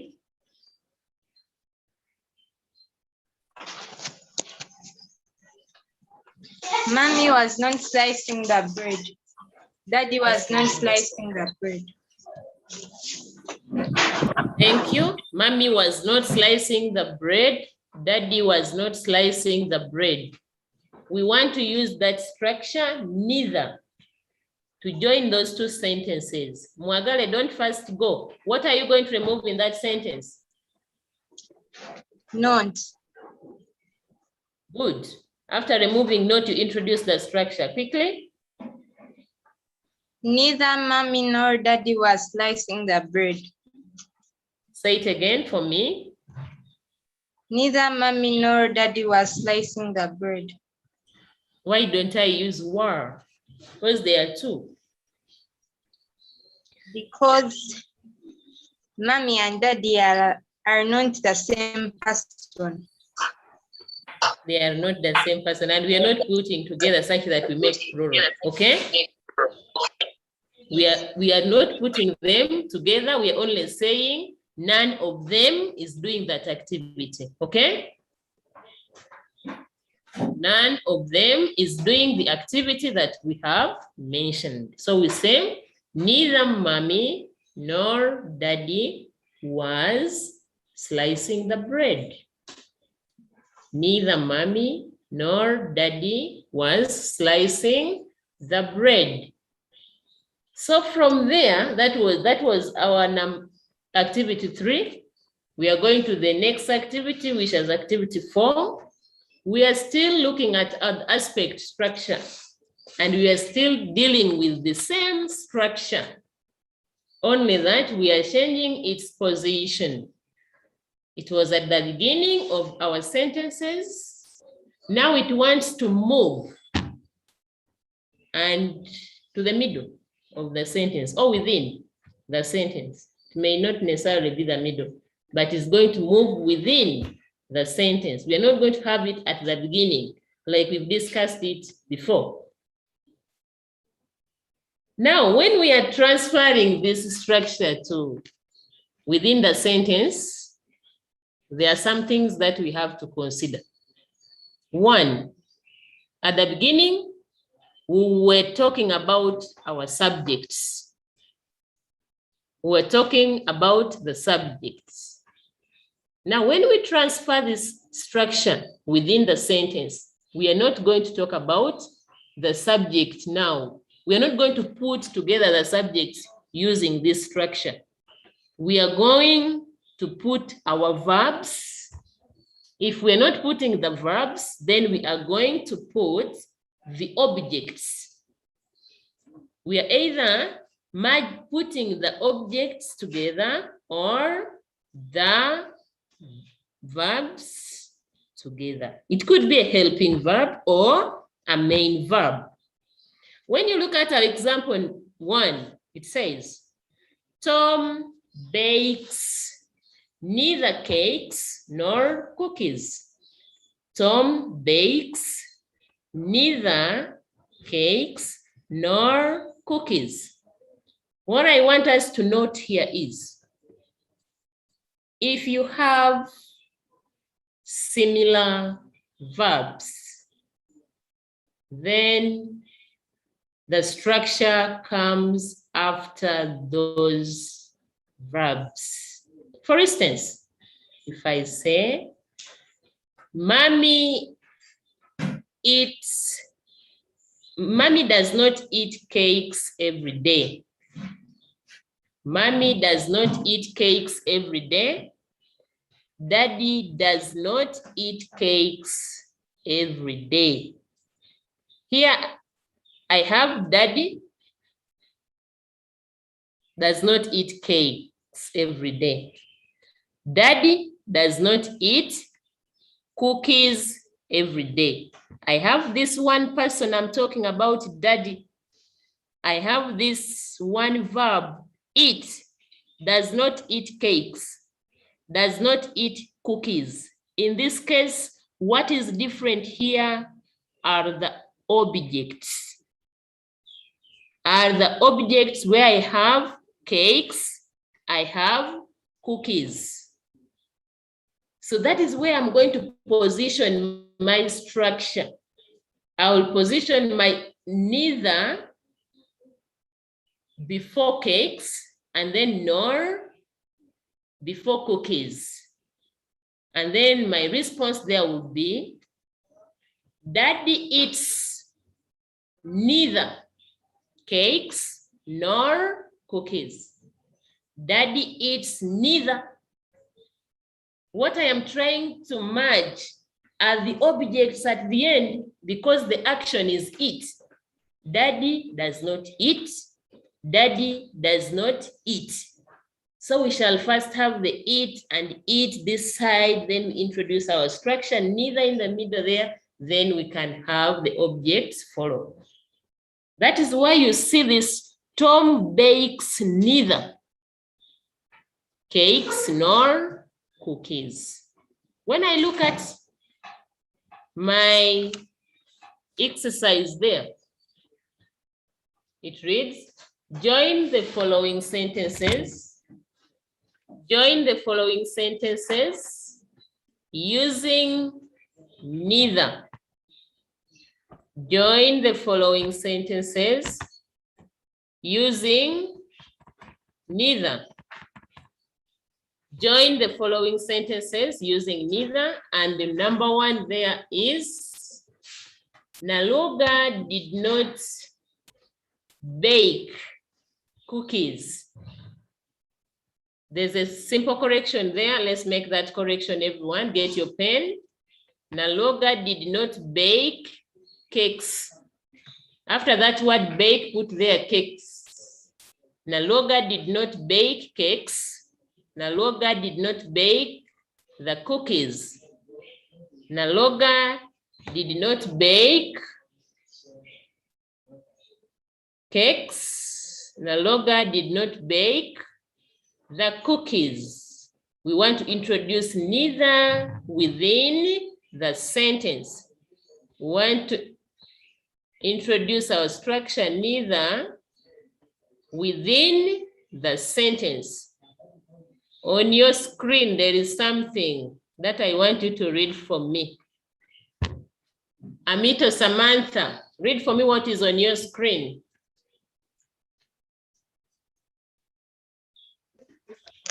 Naroga baked neither biscuits nor cookies. Do you know why that answer appears like that? Yes, teacher. Can you explain it to your friends?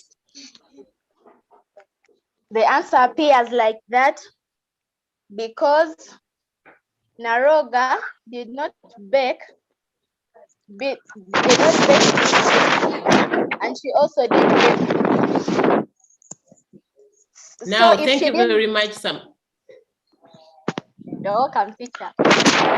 Yes. Now, why? Because I've seen somebody's answer. I've seen somebody's answer there, and she has written Naloga neither baked. That answer is wrong. Cross it out. Naloga neither baked. That is wrong. We have here one similar verb. Naloga baked neither. What we are going to use the structure to join as the objects. Naloga baked neither the biscuits nor the cookies. We are now joining the biscuits and the cookies, not the verb, because the verb was the same. If we have similar verbs, the structure comes after the verb. I'm going to show you an example where the structure will come before the verb. But for this case, our answer will read like what is on your screen. I want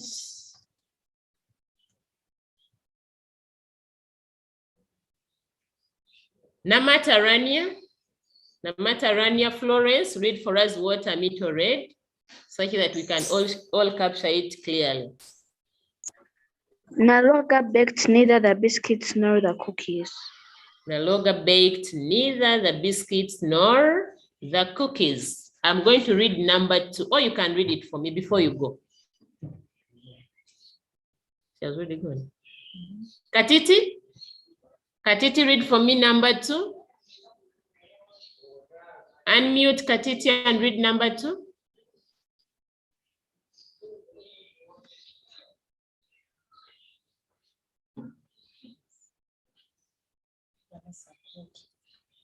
Akrut Vanessa, Katiti is not there. Akrut, unmute and read for us.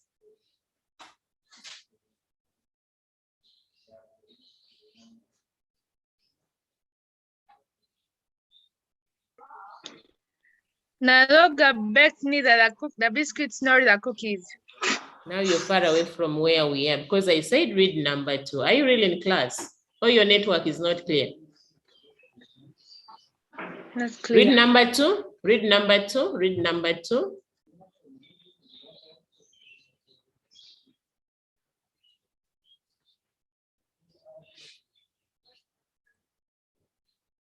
Let me take maybe whose hands are up. Are their hands up? Can I have some hands up? Read number 2 for me.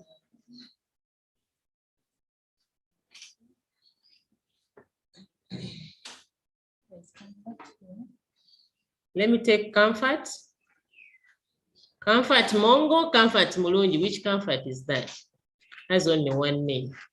Comfort, unmute and talk to me. I don't know which Comfort that is. Either Mulungi or... Yes, talk to me.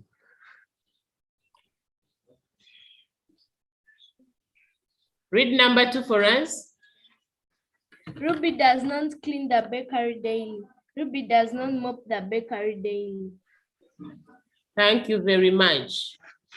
Now, I want everybody to look at that number keenly. We have Ruby does not clean the bakery daily. The same Ruby does not mop the bakery daily. In this case, I'm also having my pen here trying to work it out. I'm seeing this note which I need to remove. I see this does, which is going to affect clean. Change it to cleans.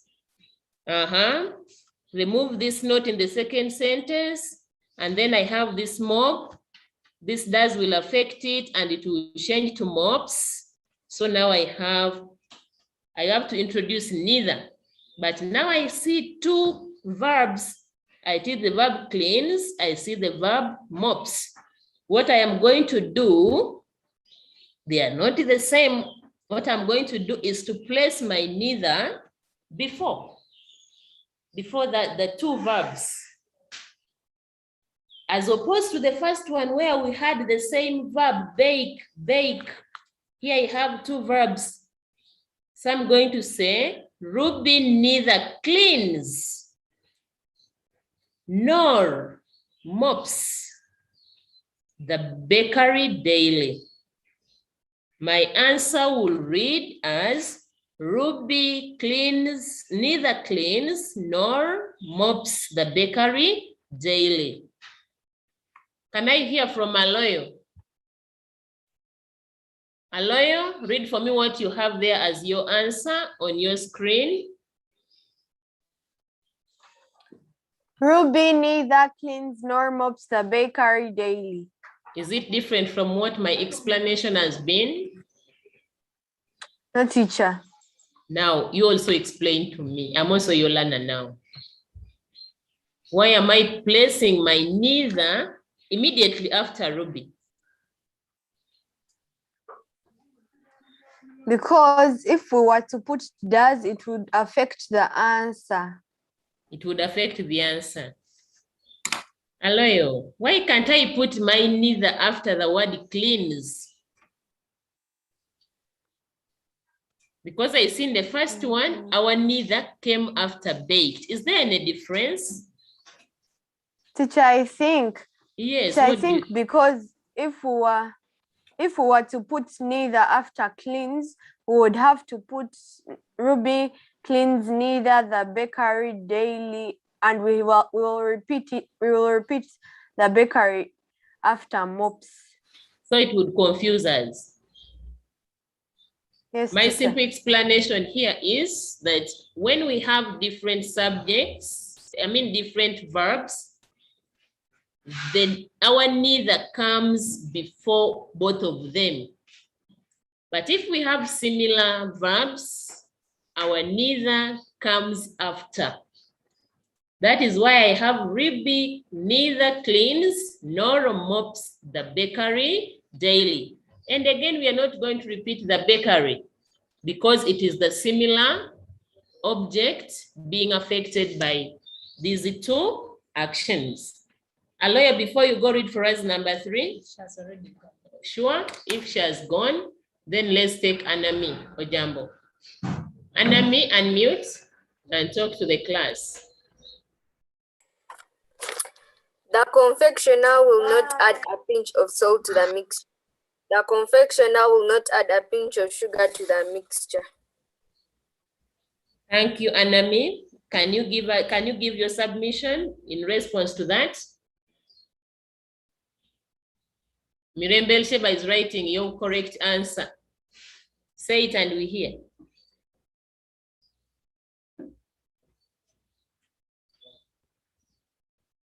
Let Anami unmute, please. The confectioner will add neither a pinch of salt nor a pinch of sugar to the mixture. Please guide me slowly. Guide me slowly. What are you seeing here? Are you seeing two main verbs or one main verb? One main verb. So where is the position of our structure? Where is the position of our structure?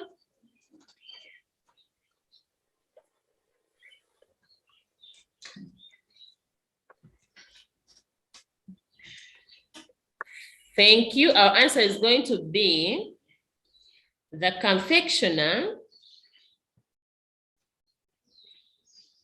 Somebody is defeated. Anami, are you defeated? I don't think that is true. Read for me what is on your screen. The confectioner will add neither a pinch of salt nor a pinch of sugar to the mixture. Read it again. The confectioner will add neither a pinch of salt nor a pinch of sugar to the mixture. The confectioner will add neither a pinch of salt nor a pinch of sugar to the mixture. Meaning, he's not going to add anything. He's not going to add any of them. Number 4. I'm going to read it. Oh, Navuma wants to help me. Navuma wants to help me. See the smile. Say it and I hear.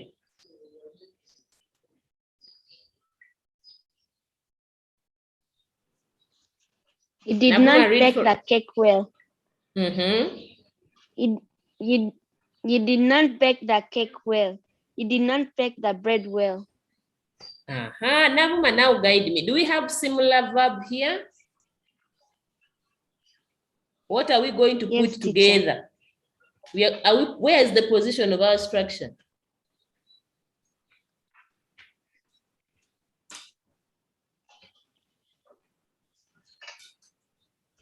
After bake or before bake? After. After bake. After bake. Because we are putting the cake, the bread, okay? In this case, we are joining the objects. We shall then, first read for me what you see on your screen. As our response to number 4. You bake neither the cake nor the bread well. Thank you very much. Let's go to number 5. And let's have Nashibuli Mary Chloe. Nashibuli Mary Chloe. Mary Chloe, unmute and talk to us. Talk to the class, please.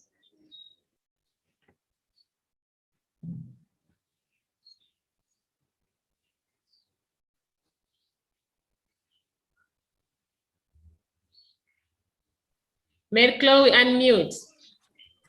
Esther was not cleaning the oven. Esther was not cleaning the baking tins. What are you seeing there? Same main verbs or different? Esther was not cleaning the oven. Esther was not cleaning the baking tins. What are we going to compare to put together? Are we putting together the same They are different the same. verbs or It's the same. different objects?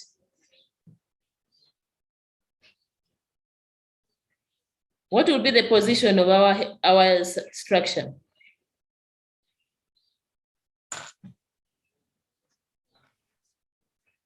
What will be the position of our structure? We are putting together different objects. Different objects. Thank you so much. So what will be the position of our structure? After the verb. After the verb cleaning. Thank you. Then what will our answer read? Read what's on your screen. After the verb. Read for me now our answer, which is on your screen. I'm seeing our answer has the structure after the verb. Read it for me. And for your friends. After the verb. Read the answer on your screen. Do you have your screen or you don't have it there? Read what number 5 on your screen.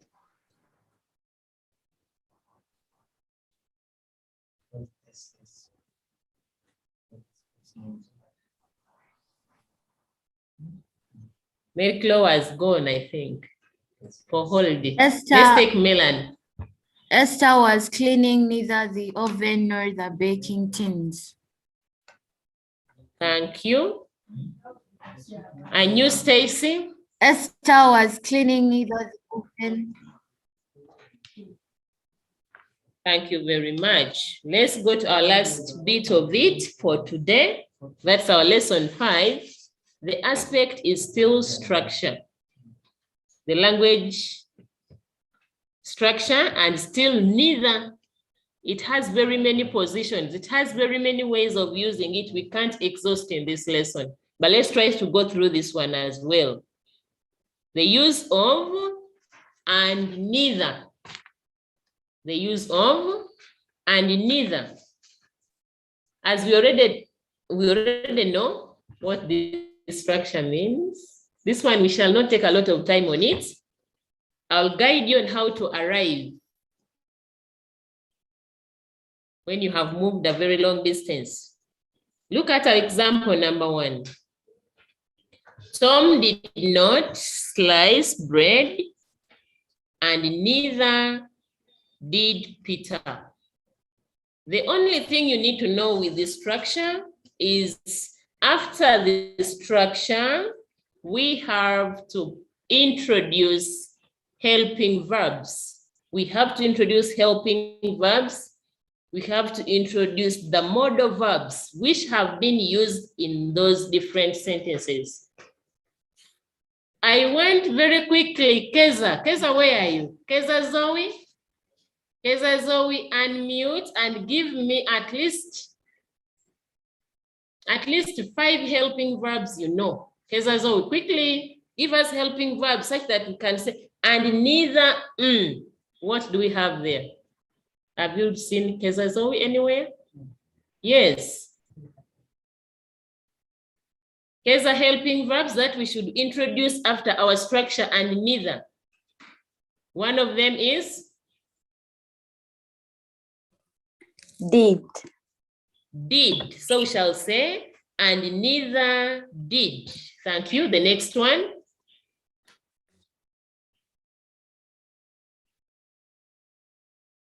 As I said, I want 5 of them. You've given me only 1. Add me more 4. Is.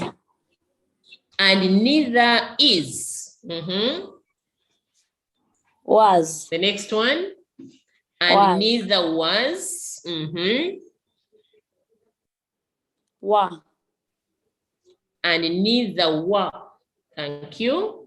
The next 2, are they 5? No, there are 4 remaining 1.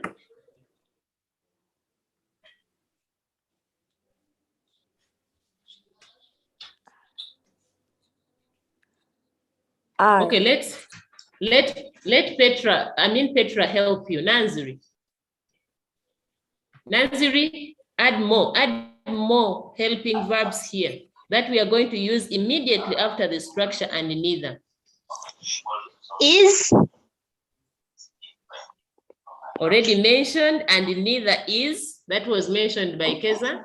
Will. And will. Neither will. Thank you. Another one. And neither must. And neither must. Thank you. Another one. And neither can. And neither can. Thank you. Jennifer. Let's also hear from Jennifer. Jennifer Valeria. Add as more helping verbs that we have to introduce after our structure, such that the exercise will be easy for us to go through. And neither can, and neither must, and neither will, and neither did, and neither is, and neither was, and neither were. Immediately after the structure, don't first bring the noun. Introduce a helping verb, a modal verb. Can I hear from Namfuka Grace? Share something to others. Namfuka, unmute and talk to us.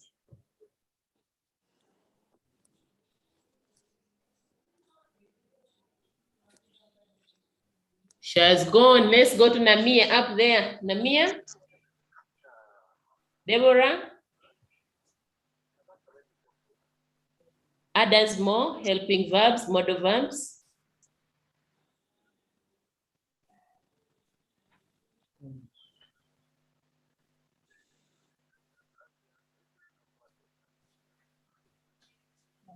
Namia, I'm about to end my lesson. You're delaying me. Has. Yes? Has. Yes? Has. I beg your pardon? Has, have, and so many others. So, read for me the first answer on your screen.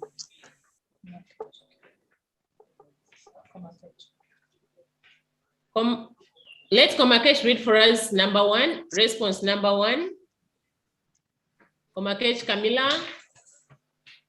You did not need the doorbell and neither did I. You did not need the door and neither did I. Are you seeing where our helping verb is coming after the structure and neither? You did not need the doorbell and neither did I. You also put in consideration the order of pronouns. You did not need the door and neither did I.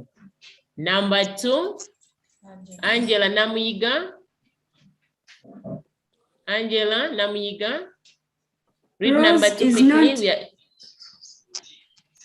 Rose is not a confectioner and neither is Rita. And neither is Rita. Rose is not a confectioner and neither is Rita. We are introducing is immediately after the structure and neither before we introduce our noun, Rita. Number three on your screen. Who's there? Katende Harema? Katende Harema, read number three. Harema is not there. Anne Claire. I see Anne Claire's hand up. Anne Claire, read number three. Yes. Diana will not bake cookies and neither will she bake biscuits. Thank you, Anne Claire. I need to put some more light on that number three. The question is, Diana will not bake cookies. Diana will not bake biscuits. The other two examples had different subjects. This one here has similar subject. We have Diana and the same Diana.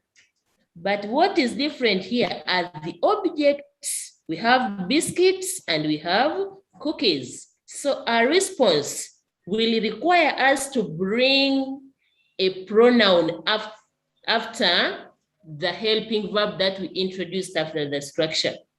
That's why we are saying Diana will not bake cookies and neither will. To bring out Diana again in the second sentence. Diana will not bake cookies and neither will she bake biscuits. Oh, can I hear Napeyok say that? Napeyok, read for me the answer to number three. Napeyok, please unmute. Diana will not bake.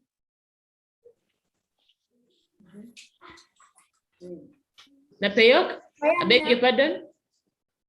Diana will not bake cookies and neither will she bake biscuits. Are you saying that is different from the two that we discussed? Yes, the two teacher. did not have the pronoun coming in and we then repeat the verb.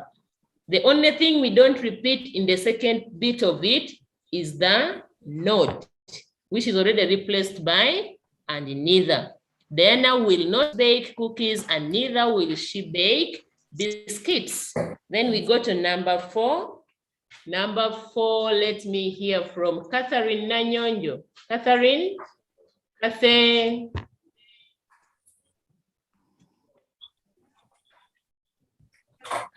Nanyonjo, read for me number 4.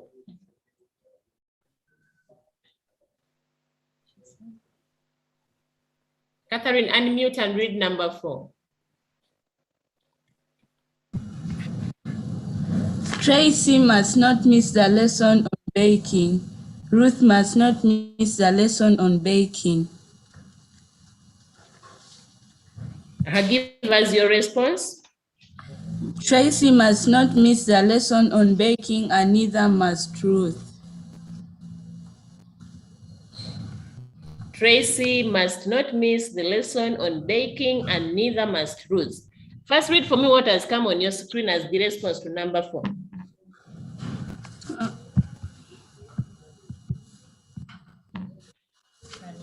Tracy must not miss the lesson on baking and neither must Ruth. Is it the same as yours?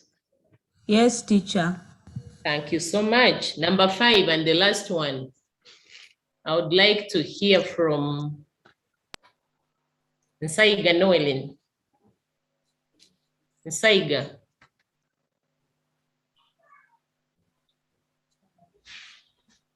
Noelin, unmute and read for us number 4. You even give us the answer, and that will be the end of our lesson today. He cannot go to the baker's. He cannot go to the bakery. He cannot go to the He cannot go to the baker's and neither can he go to the bakery. Thank you so much. Repeat that for my dear Hawa. We are closing with that. Hawa? He cannot go to the baker's. He cannot go to the bakery. He cannot go to the bakery and neither can he go to the. He cannot go to the baker's and neither can he go to the bakery. Thank you very much, Noelin. That is our answer. I also would like to end this lesson here. Thank you for being active participants. Greet for me whoever I have not heard from, and whoever has not joined, tell them there is business going on. We are seriously trying to prepare you for your next class, please. If you have a friend who has not joined, encourage them, tell them we shall be teaching you for 2 days in a week. We are going to have lessons on Monday for primary 6. We shall have lessons on Thursday for primary 6. Encourage everybody to join us because we are not going to repeat some of these things. We shall not have the time, even when schools reopen. Thank you for being active participants. I wish you nice lunch. Keep some for me. Bye, teacher. Bye, everyone. First, remain Bye, attentive teacher. and talk to the doors. The doors would like to communicate to all of you. Be good children and listen to the doors, please. Thank you so much.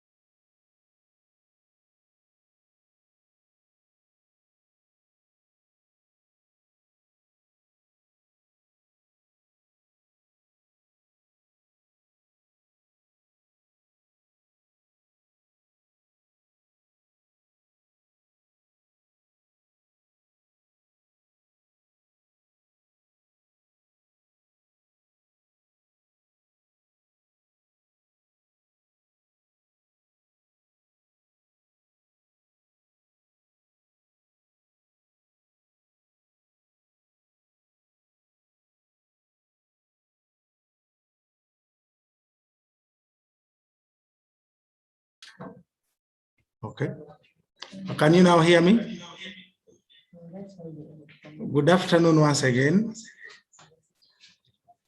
Allow me to take this opportunity to thank you for attending this lesson, but also our parents who have been in position to pay for us to take part in this lesson.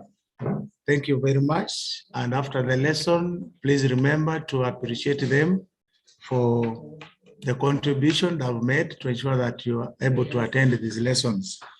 Now, there are a few things that I want us to take note of. And after you have heard this from me, share it with your parent. We have got a number of you that we do not see your faces. We would like to see your faces during these lessons so that we are able to follow up whether you are attentive in class or not. I see a number of you, when you look at the Atamba, they'll put just letters and are hiding their faces. So please show us your face so that we know that we are interacting with somebody. There are possibilities that you are hiding your face when you are not attending to the lesson. So please keep your faces present to us so that we are able to identify who we are interacting with, and the teachers will be in position to choose you. Because if your name is your name is the one appearing and your face is not appearing, the teacher may not be able to identify you and give you the chance to give your contribution. Is that clear? We have also observed that during this lesson and any other, some of you joined in late, maybe because you were not able to access the timetable or the link. But I want you to get to know that once you have paid for this lesson, every information is in your parents' email. So let your parent keep checking their mails so that they are updated. So if they don't check their mails, they are going to miss out, and you're also going to miss out. So keep checking your mail, and when the email has reached you, do what is required of you. The timetable has been posted. Now you're going to have 2 lessons in a week, today, and the next lesson will be on Thursday. The time remains the same. So keep time and be present on Thursday. So I want to wish you a happy lunch. Go and enjoy your lunch, revise your books, take these studies seriously. They will contribute towards your promotion exams. Have a nice day. Thank you, teacher. May God bless you. Thank you, teacher. Thank you, teacher. Hi, teacher. Thank you, teacher. Thank you, teacher. Bye, bye. Bye, Jaren. Bye, teacher. Bye.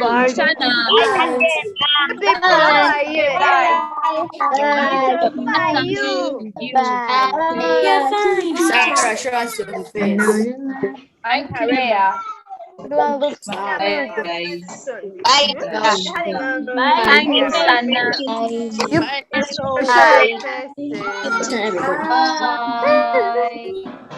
Karibu sana. So what are you doing? Have you saying bye? Can't you Bye. sing that one? Bye. Bye. Bye.